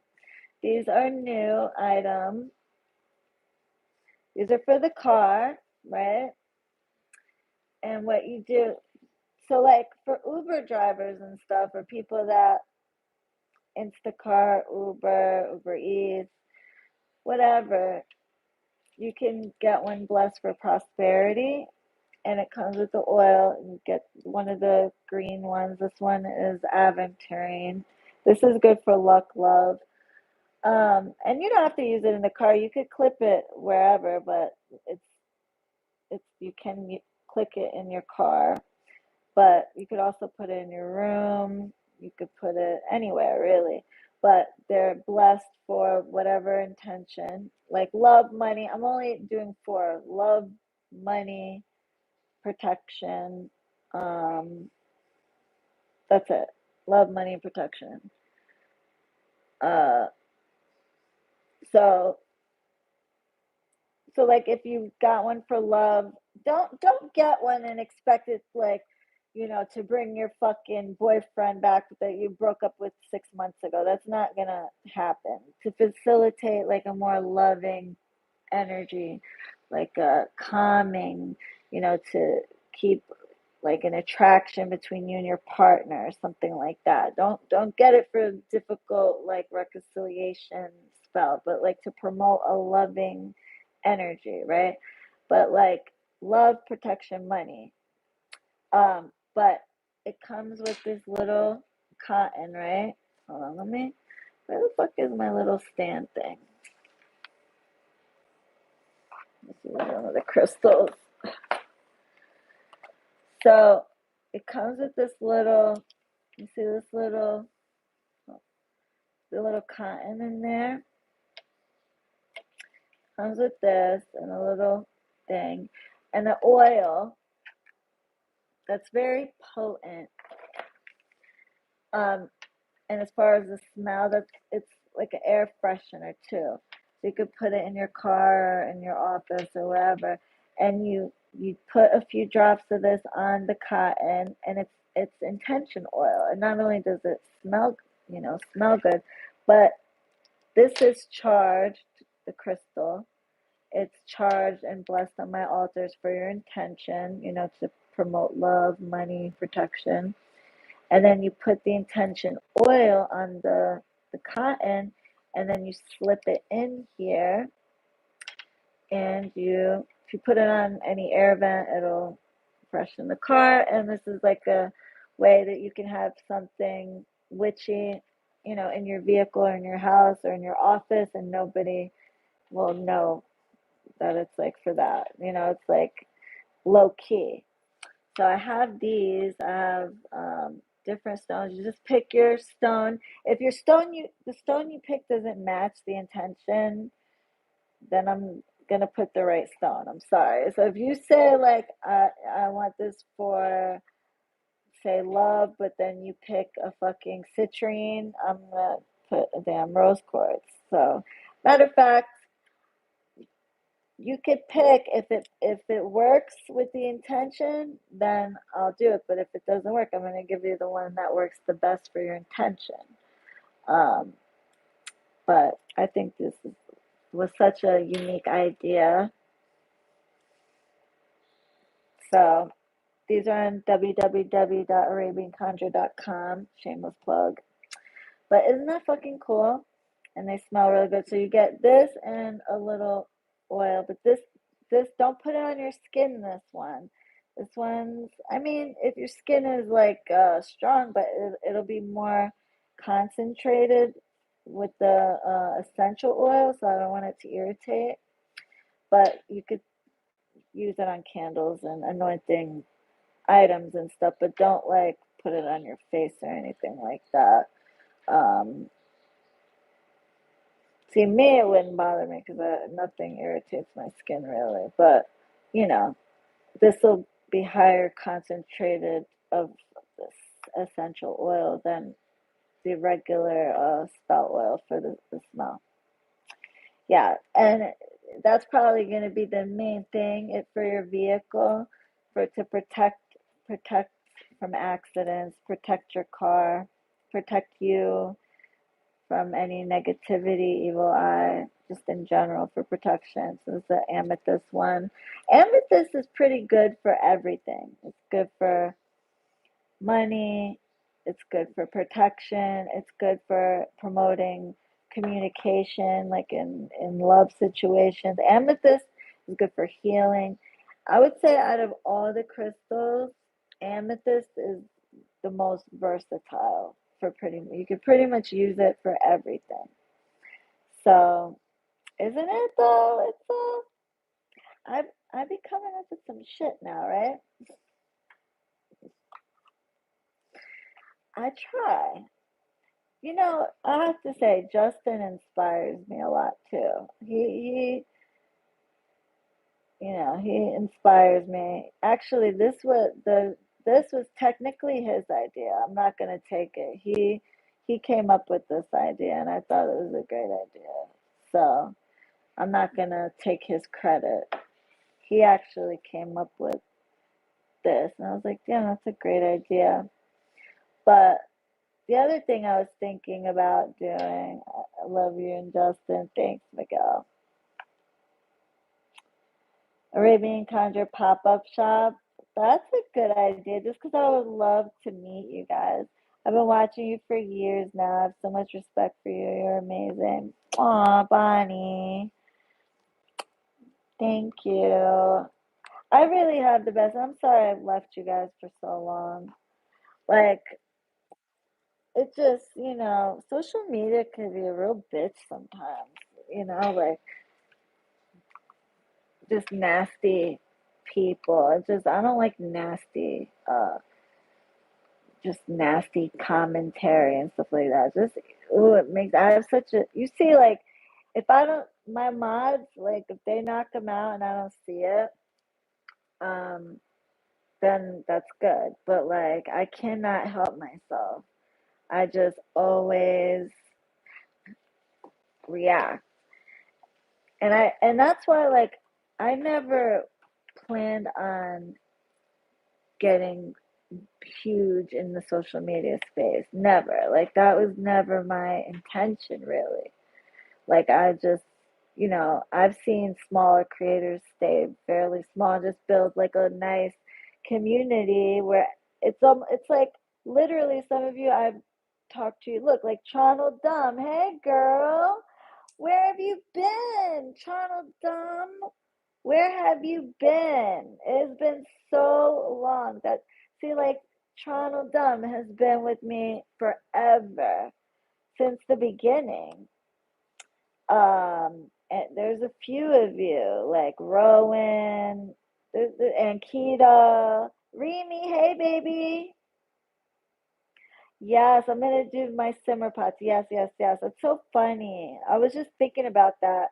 See, we're in tune, Remy Habibti. I owe you my life. Love you. Be careful. They might call you guys a cult. That was something that says the Arabian Conjure cult. That should be our. You know how like YouTubers make a name for their following. I should I should call the hey cult fam just to make that shit really pissed me off. But like I like having a small community where like I feel like I know you guys personally, and some of you I have met personally. We are one. Hi, Beauty. A simmer pot is and I was gonna make intention simmer pots where I give you guys basically bless all the herbs and things like that for prosperity, for this, for that, whatever. And then you guys just put it in water and boil it, and it's already blessed, and it'll make your house smell good and bring that intention to the house. I don't know if you guys would like that idea, but yeah, they said we were a cult, L, and just because my people go so hard for me. Sunny Tarot, would be incredible to meet you in person. You're the best. You're the GOAT. Been watching you for years and buying your products. You give us life. Thanks for all you do for us and being authentic. Aw, Sonia Tarot. Thank you, Habibti. Do you did Sunny's Tarot? Sunny, sorry, my Sunny's Tarot. Sorry, Sunny. My eyes are terrible. You guys, subscribe to her channel. Do you post videos, Sunnies? Am I reading that right? Sunnies. Sunnies. My eyes are so bad. Sunnies, right? Did I say that right? Thank you, Habibti. You're the GOAT, babe. You guys subscribe to her channel. She does tarot. But I would love to meet you guys in person. The best call ever. I've met quite a bit of you. Not quite a bit, but like I would say I've met a few, like probably like maybe 20. Um, and I'm the best cult leader ever. Where's the cool? I'm screaming. Oh, I love you guys. No, I like having that. I don't, people like say, oh, parasocial relationship, but like it's when you have like a close community, like Chano Dum. I remember she watched me from like day one, from pretty much 2017. It's even to the point where like love you lots, Queen, and yes, here for a long time ago, always your supporter, following you since forever. You're always shining like the queen you are, and you've gained our heart. Oh, you're gonna make me cry. I love you, girl. Where have you been? I feel like I haven't seen you forever. And like that's what I'm saying, to the point where when I haven't seen somebody in a while, Jess, I mean JG, sorry, boo. Hey, my queen. If you're gonna be up, I wanna call you after this live. But like I seriously became friends with a lot of you. Bonnie, I've been watching you since 2019. I have my husband because of you. I'm totally grateful. Love you guys. Seriously, I became friends with literally I became friends with some of you, and I feel like I've literally known a lot of you because I have. It's like we have a community. You guys are like my friends, I swear. And it's not weird me saying that because it's not like I have a million fucking subscribers where that's not possible. I mean, clearly it's not possible to be like one-on-one friends with 40,000 people, but I mean, really, how many people do we have? Like 118? That's not that many, you know? So it's like it's not weird saying that at all. We feel it. Love you. Quality over quantity. Exactly. See you as family. You guys are my Arabian conjure family. I'm so glad you're alive. I was just checking YouTube for the new calls and saw you like, girl, me and her. It's so funny. I caught her in the comment section of the Wade Wilson case. And then me and her, like, we always like share the tea on that. It's hilarious. Like, I saw her comment, I'm like, is that my friend Jess? And she's like, yes. I'm like, oh my God, are you into this dirty pleasure too? Wade Wilson, he's such a fucking creep, and I don't know how anybody finds him attractive at all. Like, he was attractive when he was young and like normal, with now all his freaking like, who does that? First of all, he's on. You guys know who Wade Wilson is? It's ridiculous. Women are moving for him. Ridiculous. Like what? Okay, so for you guys who don't know, okay, you guys, most of you gotta know who this creep isn't even word. He's just a disgust of the disgust. He's just a disgust. That's the best way I could put it. He killed these two women, Christine Milton, and I'm having a brain fart. What's the other one's name? God forgive me. I know it, but it's like, you know how when you have a brain fart? German girl. Oh my God, Diane Ruiz. Thank you, thank you, thank you. I was just having a brain fart. I knew that. I just couldn't remember. Christine Milton and Diane Ruiz. He savagely murdered these two women and just to kill them, just for the thrill of it. Like, and what he did to both of them is just horrific, like absolutely horrific. And he went viral, I guess, because of his looks, or he was a high profile case. He gets into prison, into jail, I mean, and he gets face tattoos with like looking like a fucking weirdo with like this skeleton, just, and I think I don't know what the fuck that is on the side of his face, Florida. I don't know what it's supposed to be, but he's such a creep. He likes to eat doo doo. He just is disgusting, and all these his Hellcat just got stolen. I told my neighbor that story because his Hellcat, really, yeah, that's crazy. Yeah, his hell, and girl, Faith in the Unseen, he couldn't even drive the Hellcat.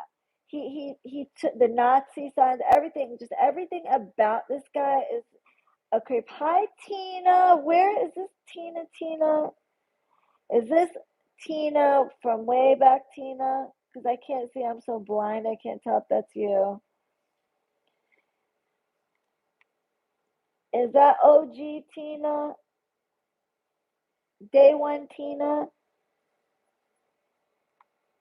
If that's you, girl, long freaking time no see. Hey, Brandon. But you guys, this guy, everything about him is just disgusting. Oh, I hope you're thriving, ya habibi. Loving life. Hey, girl. It is you, Tina. Where you been, girl? Where have you been, bro? All my day ones are in here. That is so crazy. I'm so happy to see you guys are still sub to me. I felt like you forgot about me. I haven't seen Toronto Dumb or Tina in a long time. You guys.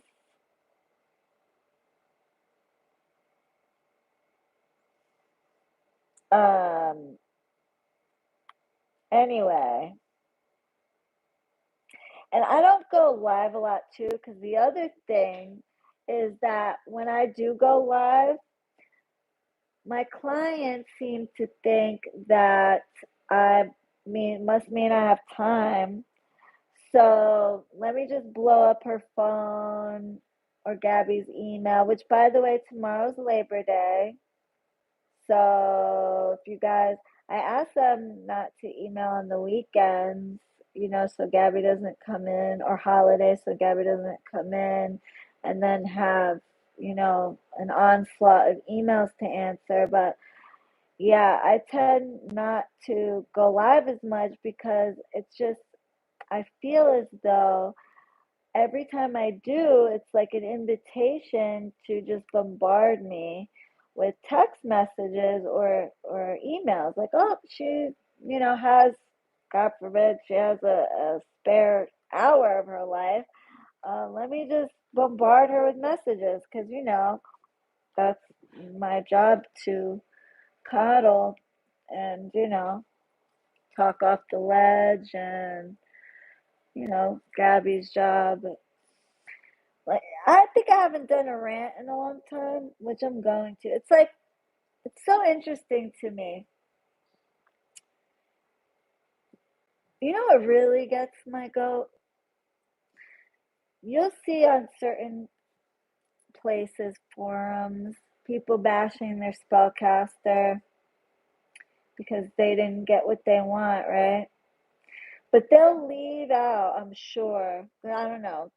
I'm not their spellcaster, but it really boils my blood because they'll say, "Oh, I went to this person and, it didn't work. I didn't get my ex back." But then I'm sitting here thinking, like, okay, that's always a possibility. Uh, I mean, all the ethical ones are pretty fucking clear on that, but that's because there's so many factors. For one, free will is a factor. I mean, everybody has free will, God given. We can't force you. But for two, a lot of them, I'm sure, leave out the fact that we tell you to do certain things and not to do certain things. And people still choose to do those things. So then they do those things and completely fuck everything up because, they think, oh, just because you're getting spell work done, I could do whatever the fuck I want, say whatever the fuck I want, do whatever the fuck I want, and that shit's still gonna work because it's spell work, right? We have an imaginary remote control putting them under fucking mind control, and they have to do exactly what we say no matter what you do. You can act like a fool, you can fucking do whatever. We tell you no contact, you contact. We tell you to contact, you don't want to. You just whatever the rule we give you. Oh, don't make this fake Instagram. Don't do it. Don't make the fake Instagram. I have one in specific. I told him specifically, do not make this fake Instagram. She will know. She will know. She's gonna know. I looked at her. She's gonna know. Don't do it. What'd he do? He did it. What did she do? She fucking found out. Also had, let me just stop there. There's a lot of things a lot of people have done. A lot of people have done a lot. And then when they do these things, how'd she know? Oh, how did she know? Oh yeah, of course he did. Cause I don't want to get too detailed, but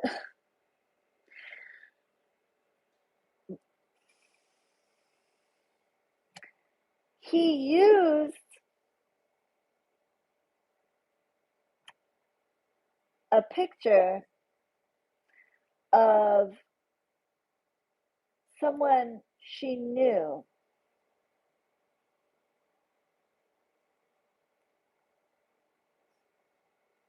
I'll leave it at that. But even worse, but someone she knew. A minor, no less.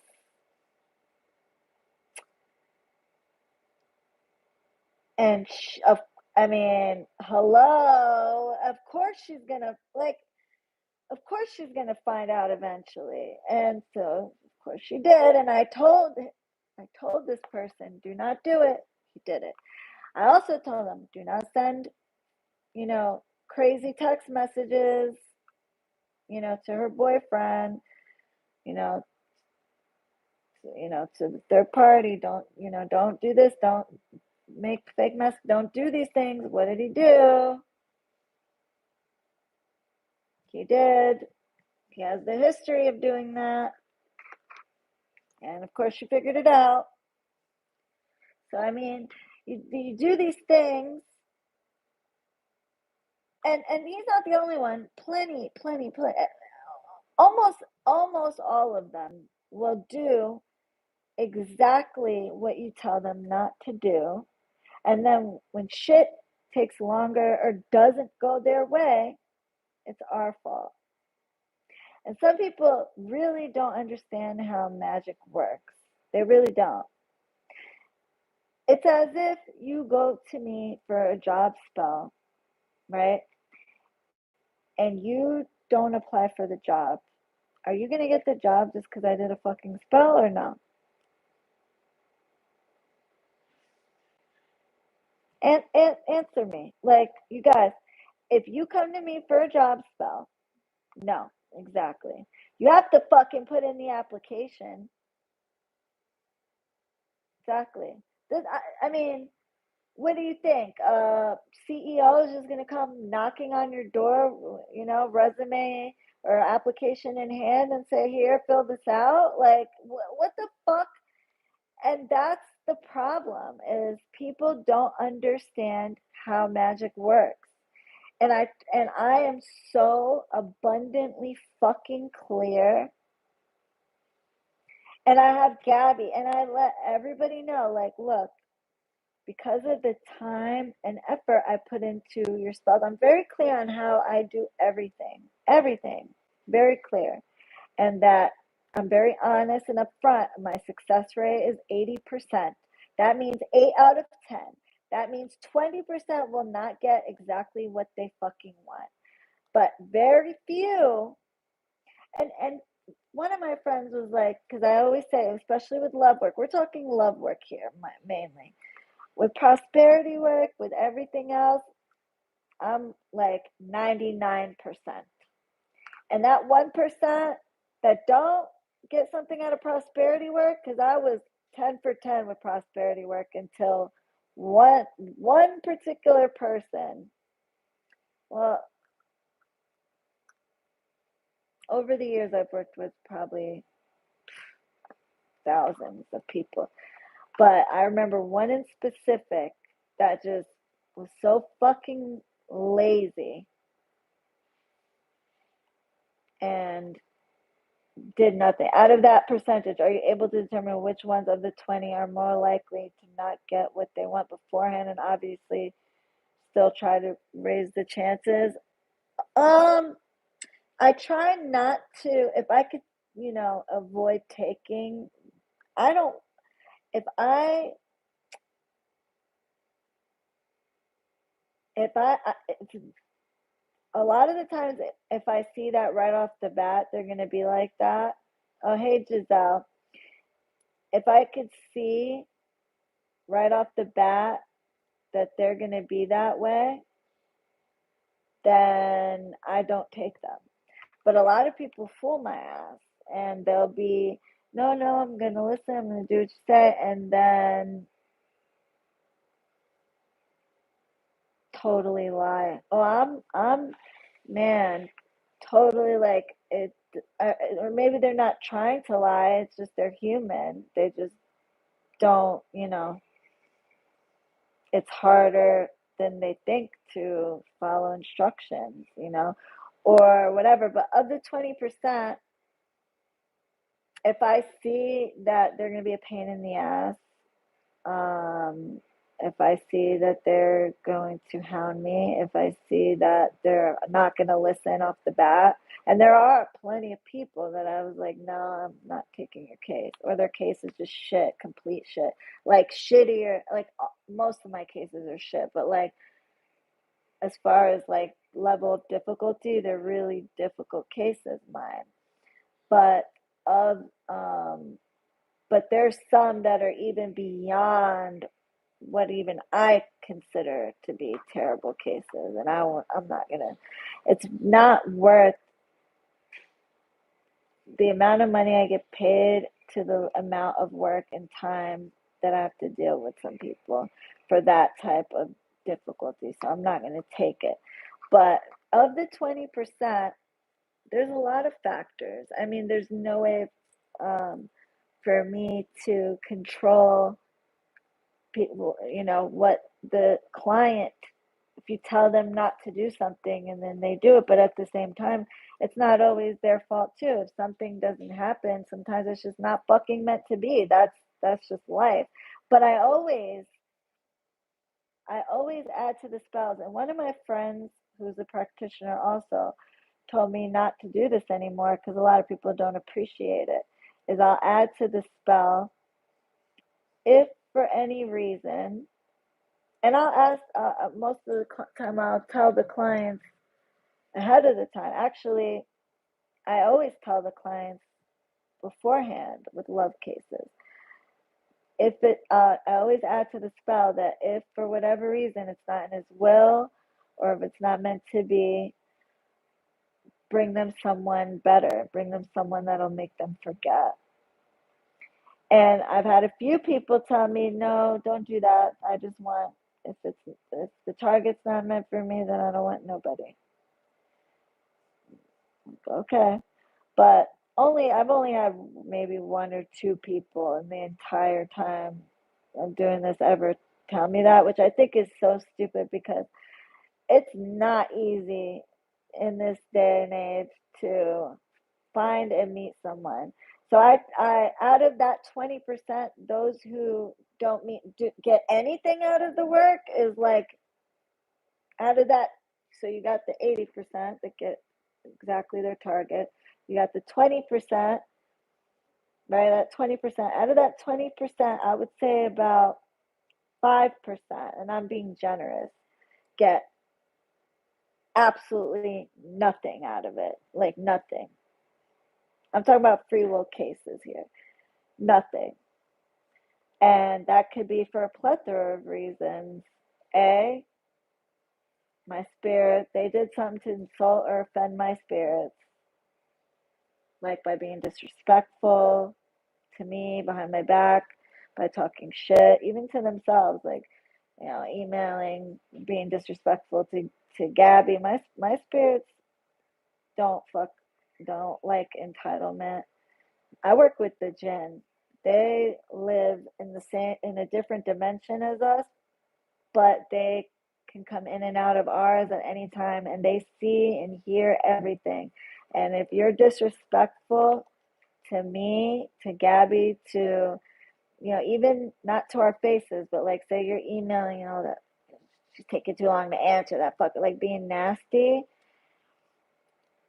they're like family. So they're and they don't like to be treated. One thing with the jinn, especially, I have to go, but I'm so glad I was able to see you. Love you. Your follower forever and always supporting you from the distance and sending you love and blessings. Love you, Queen. We all do. I love you more, Toronto Dumb. It was so good to see you in here. I pray I get to meet you one day in person. Love you. Inshallah. Inshallah, Habibti. Please don't be a stranger. Come see me every now and then. I love you so much. I would love to meet you. If you ever come into Connecticut or New York area, hit me up. Send me an email, boo, or message me on my website, and I'll give you my number. I would love to keep in touch with you. Love you, babe. But the Gen, they don't fuck around, and they don't like to be treated like, because a lot of over millennia, I guess you could say, for years, they were treated like, the whole story of the genie in the bottle being enslaved and trapped in a lamp. They don't like, and some practitioners to this day try to treat them that way, and that's why they get fucked up, or they don't get very far with them. Some, I guess, might have managed to get some sort of, you know, have managed to get them to do what they want, even being so disrespectfully, but the jinn always get the last laugh in the end when you treat them that way.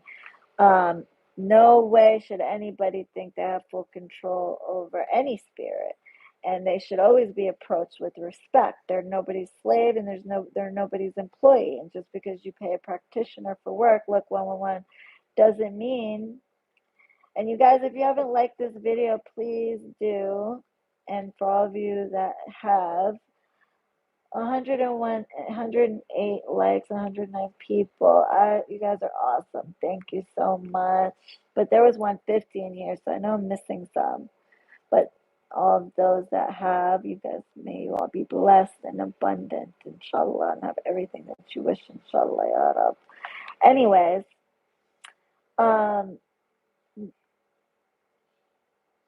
spirits are to be treated with respect, and just because you pay a practitioner, and I'm very clear on this, does not mean that they fucking owe you a goddamn thing. So come with gratitude, come with respect, and if the practitioner, if they rub you the wrong way, if you just don't like them genuinely, you don't have to love them, but you don't have to kiss their ass, but just the respect, if you genuinely just think this person's good at what they do, so I'm going to use them, but I can't stand her, don't do that, because our spirit team does for you guys because of us, for us, because what we do for them in exchange. So if you have some underlying issue with us, and they can see that, and sometimes they will let a practitioner accept that client, because that client is going to teach the practitioner a lesson. They may let you slip through the cracks, but don't think for 1 second if they can see ahead that you're the type of bitch that's going to go bashing, or going to go talking shit, or going to go fucking being demanding or entitled, that they're not going to tell you to fuck off. It's always my clients that are just decent human beings, that are just very great gratitude. And I'm not talking about gifts or the majority of the flowers, 99% of the flowers I get are from people that have already manifested, and the flowers are a thank you. I'm going to say actually 90%. And then the other 10%, there's probably, out of that 10, 5 is just people just wanting to send flowers to the spirits, just to give it to them in advance, to thank them. And the other 5%, they'll send flowers regularly because they're so, grateful for everything they've done for them, that they keep sending flowers. So when I get flowers, 95% of the time, because that 5%, they're still so grateful. It's because my spirits already, blessed the client with what they asked for, or gave the client what they wanted. So, but it's not about that. You don't have to send any flowers. You don't have to do any of that. It's nice if after you get your manifestation, if you send flowers. Yes, of course. They could even be from ShopRite, and you put them they'll last.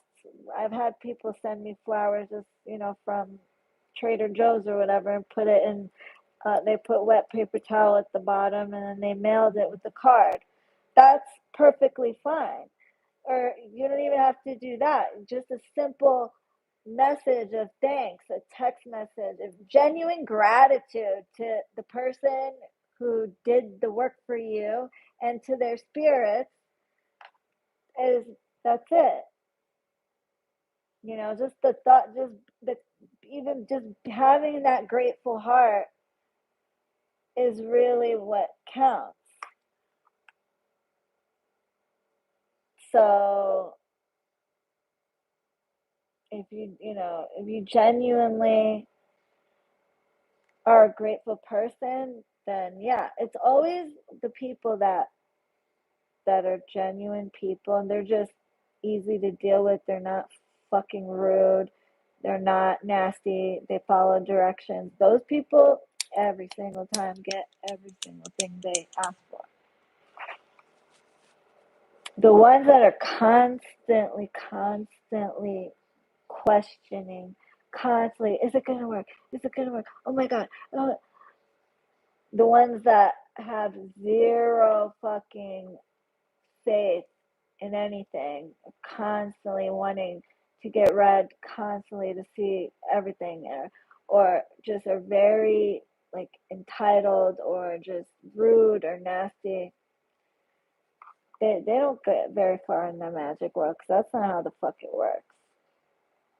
Entitled people, exactly.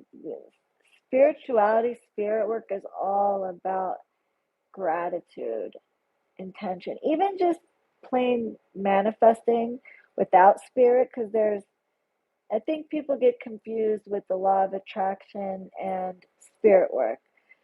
They do go hand in hand, but they're two different things.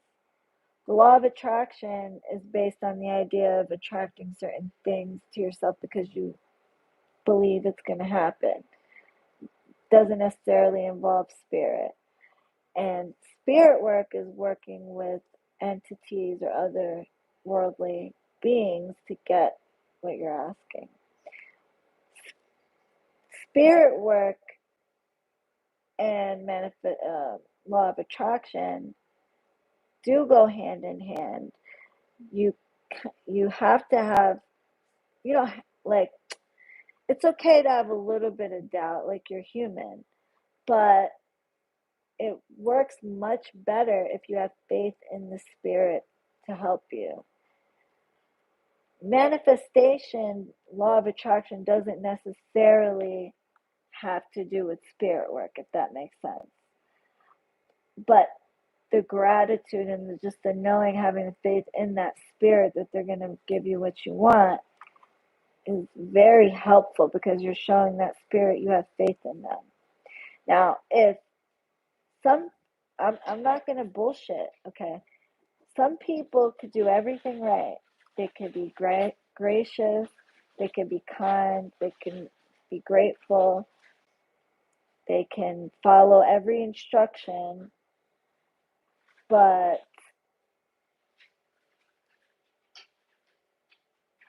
that doesn't automatically mean that they'll get what they want. That's just facts. When it comes to spiritual work, there's always a chance that something isn't going to work. And for those people, it wasn't meant to be. And there's something different, but they will bring you something better in its place. Now, that's why I add that into my work for love work, especially. Most of what I'm talking about is love work, but even prosperity work and stuff, like I said, prosperity work, crown of success, that's easy breezy, but you still have to do your part.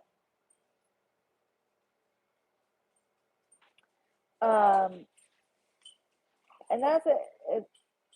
I have a consultation with you on Thursday. If it's not supposed to be, I'll let you know. But look, there's no way 100%.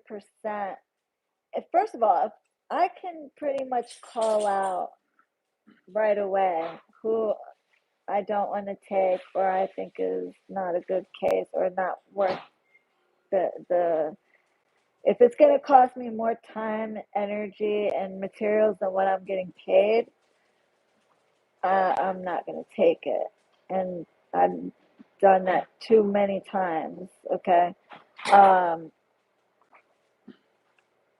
Because I won't stop for my full set clients. But can we tell you right away how someone's free will is going to react? We can do divination, that's the whole point. But like I said, it's a very small percentage of people that don't get anything out of it. And most of those are people who are disrespectful, who are entitled, who are rude, who go into spiritual work thinking, the spirits are their fucking employee, and that's basically it. But yeah, I'm pretty good at weeding out, cases that are just not good, and I always tell the people up front, um,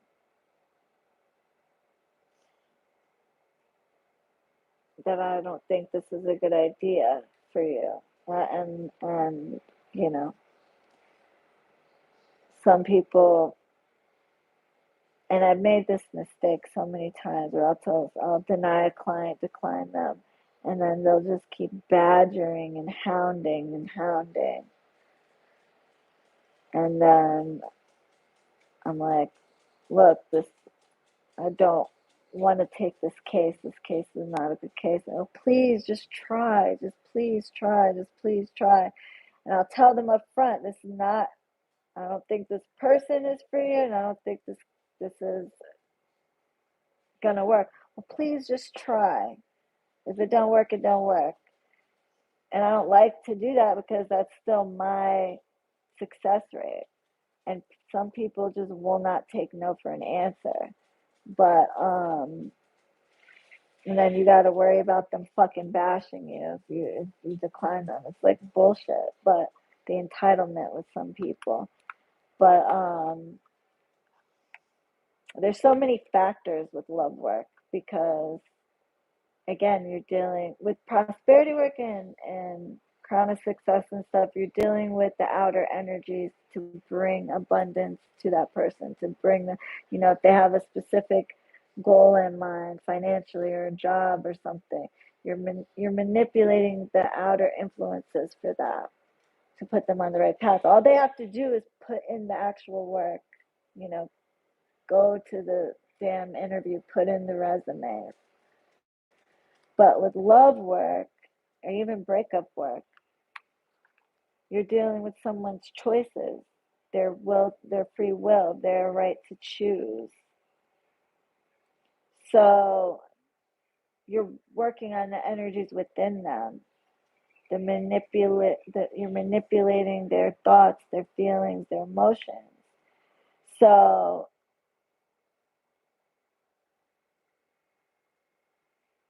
whether they have to act on that feeling. At the same time, if we ask the client, do X, Y, and Z, or don't do X, Y, and Z, and they still do it, and some of them do it multiple times, and oftentimes people will lie and not give you the full story, and then you talk to them and you find out. Thank you, Faith in the Unseen. Please keep the vase for mine, guardian angels. The vase? Oh, I love you. Thank you, baby.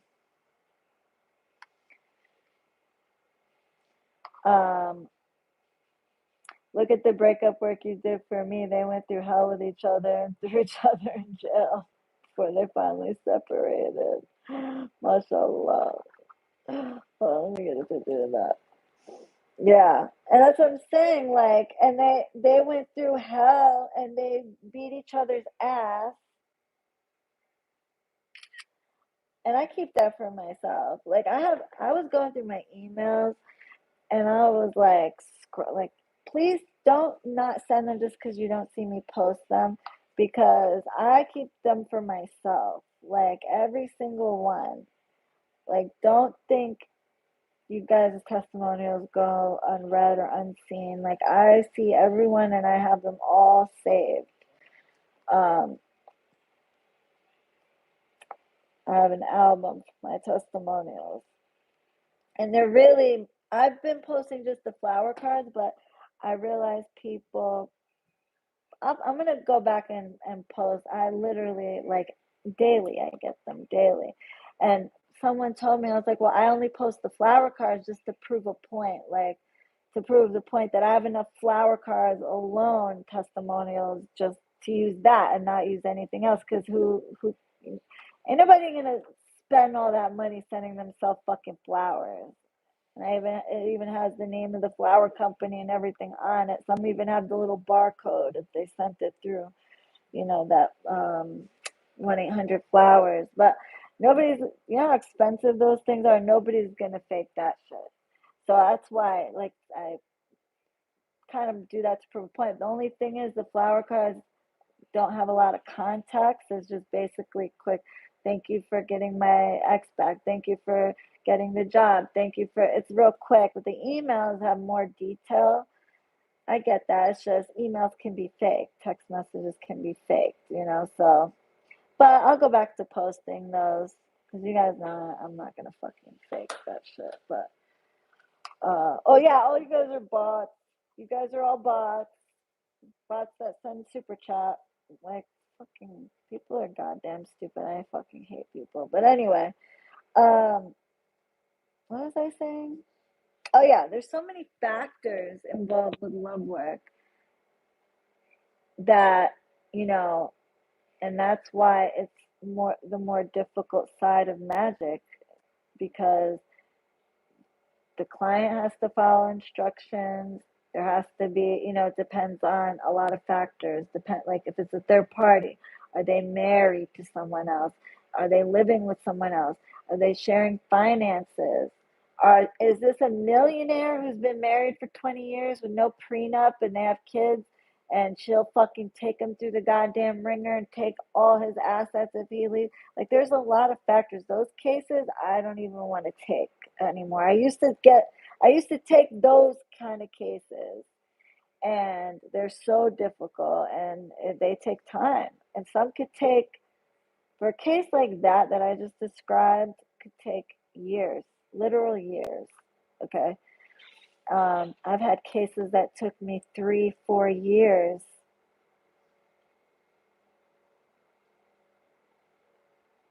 Okay. Very difficult cases. And that's why now I avoid those cases. I still take hard cases, but man, I used to take, like, and I would tell those people too, like, this is a very, very difficult case. If we can get it to work, it could take over a year, well over.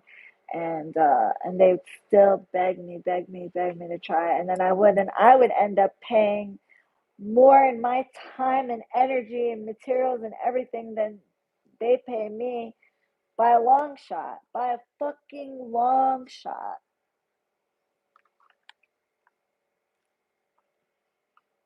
My longest case now was 4 years.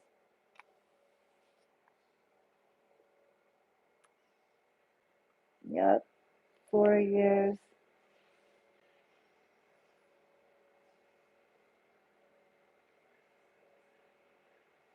Yep, that was fucking the hardest case ever. That's the one I just described. Fucking millionaire, married for fucking over 20 years, kids, fucking no prenup. Oh man, what a nightmare. Fucking nightmare.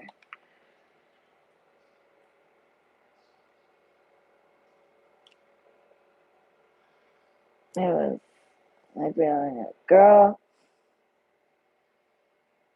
And it's like, I won't give up until they either get what they want, and some people, like that one, she would not, but I guess it was meant to be because she didn't meet anyone else. They ended up finally, after all that, but getting back together. And because it was a high school sweetheart situation, and then they broke up somewhere in college. They both ended up getting married. He married this other woman. They had kids. They kind of both went their separate ways. She ended up divorcing, and then they reconnected and had this affair or whatever. And then, he was afraid of getting caught, and then blah, blah, blah. And then she came to me. He, I guess, tried to stick it out with his wife because he didn't want to lose all his money, half his money in the house, and all of it, the kids. And then I worked on that shit for 4 fucking years. Finally, it started out with Kim creeping back into her life as like a third party thing, and then he finally got divorced and they are together. But I told her, I was like, that you do go hard for your clients.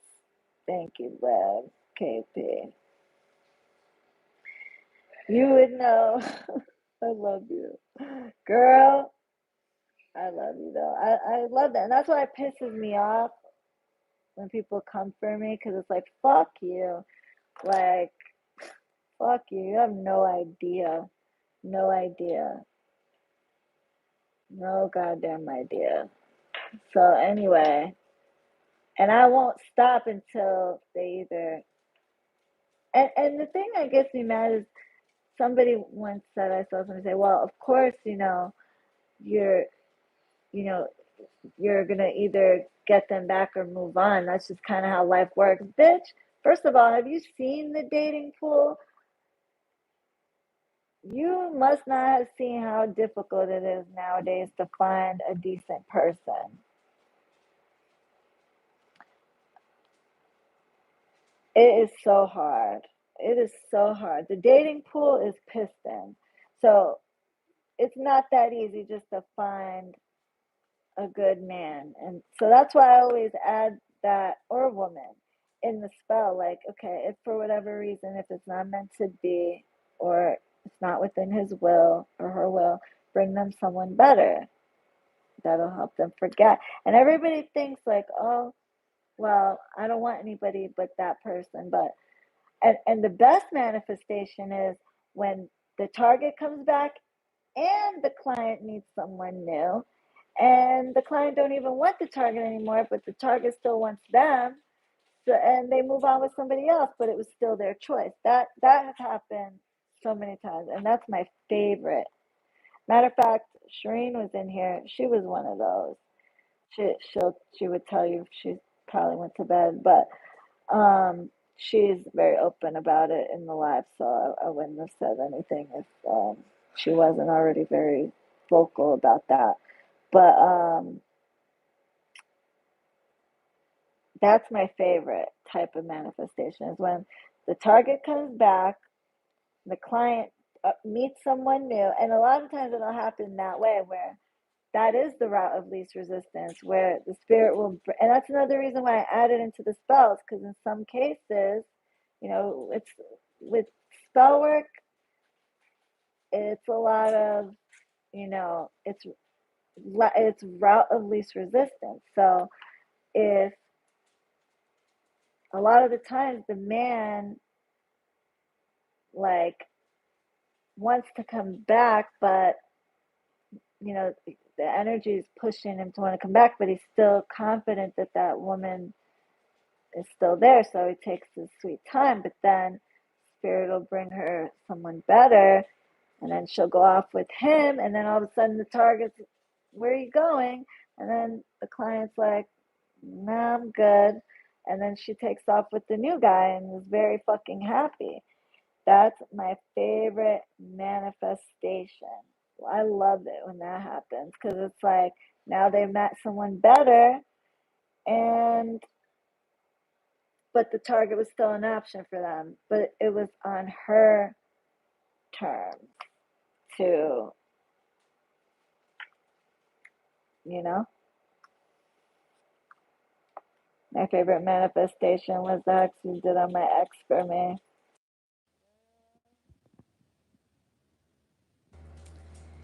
He got fucked up. Oh my lord.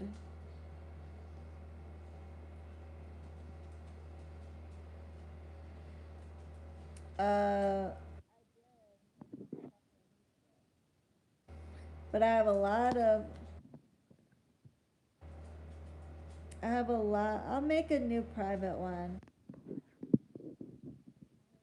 I did have two clients that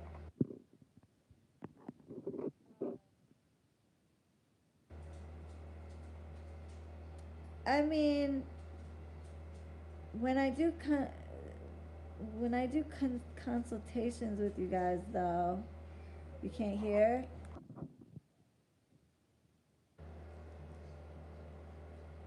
Can you guys hear?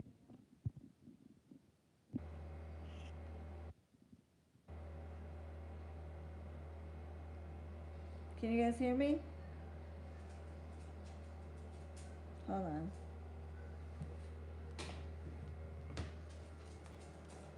Oh, it's already 2 a.m.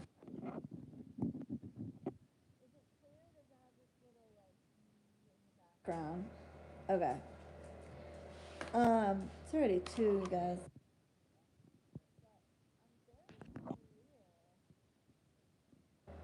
When I talk to you guys on, I think I'm the only witch that I know of even gives any rules. The rules are, I mean, very simple, and let me get my let me get my earbuds. Yeah, in the consults I tell the rules. I don't know how many. So like I explain, like I'm the only gives you guys any sort of rules that help really fuck it up. But I have a myth subject, and I'm pretty sure Gabby, if not, I will have her.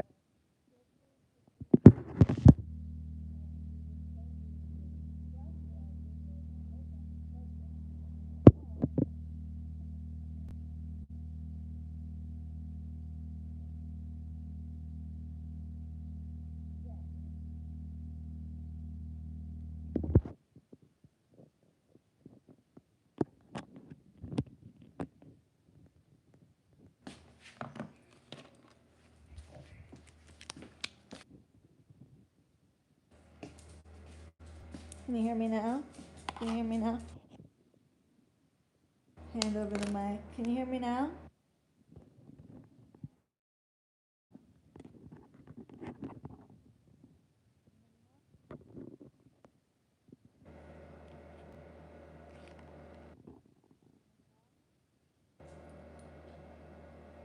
Okay. Okay. So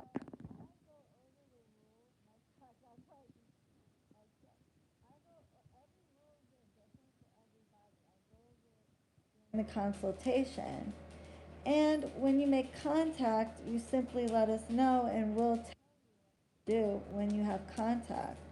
Other than that, it goes based on the contact. And as far as I know, I'm like, I mean, I'm going to hold your hand through each and every conversation you have with your target? No. Does that mean Gabby's going to hold your hand through each and every conversation with your target? No. Or each and every text message? No. But we damn,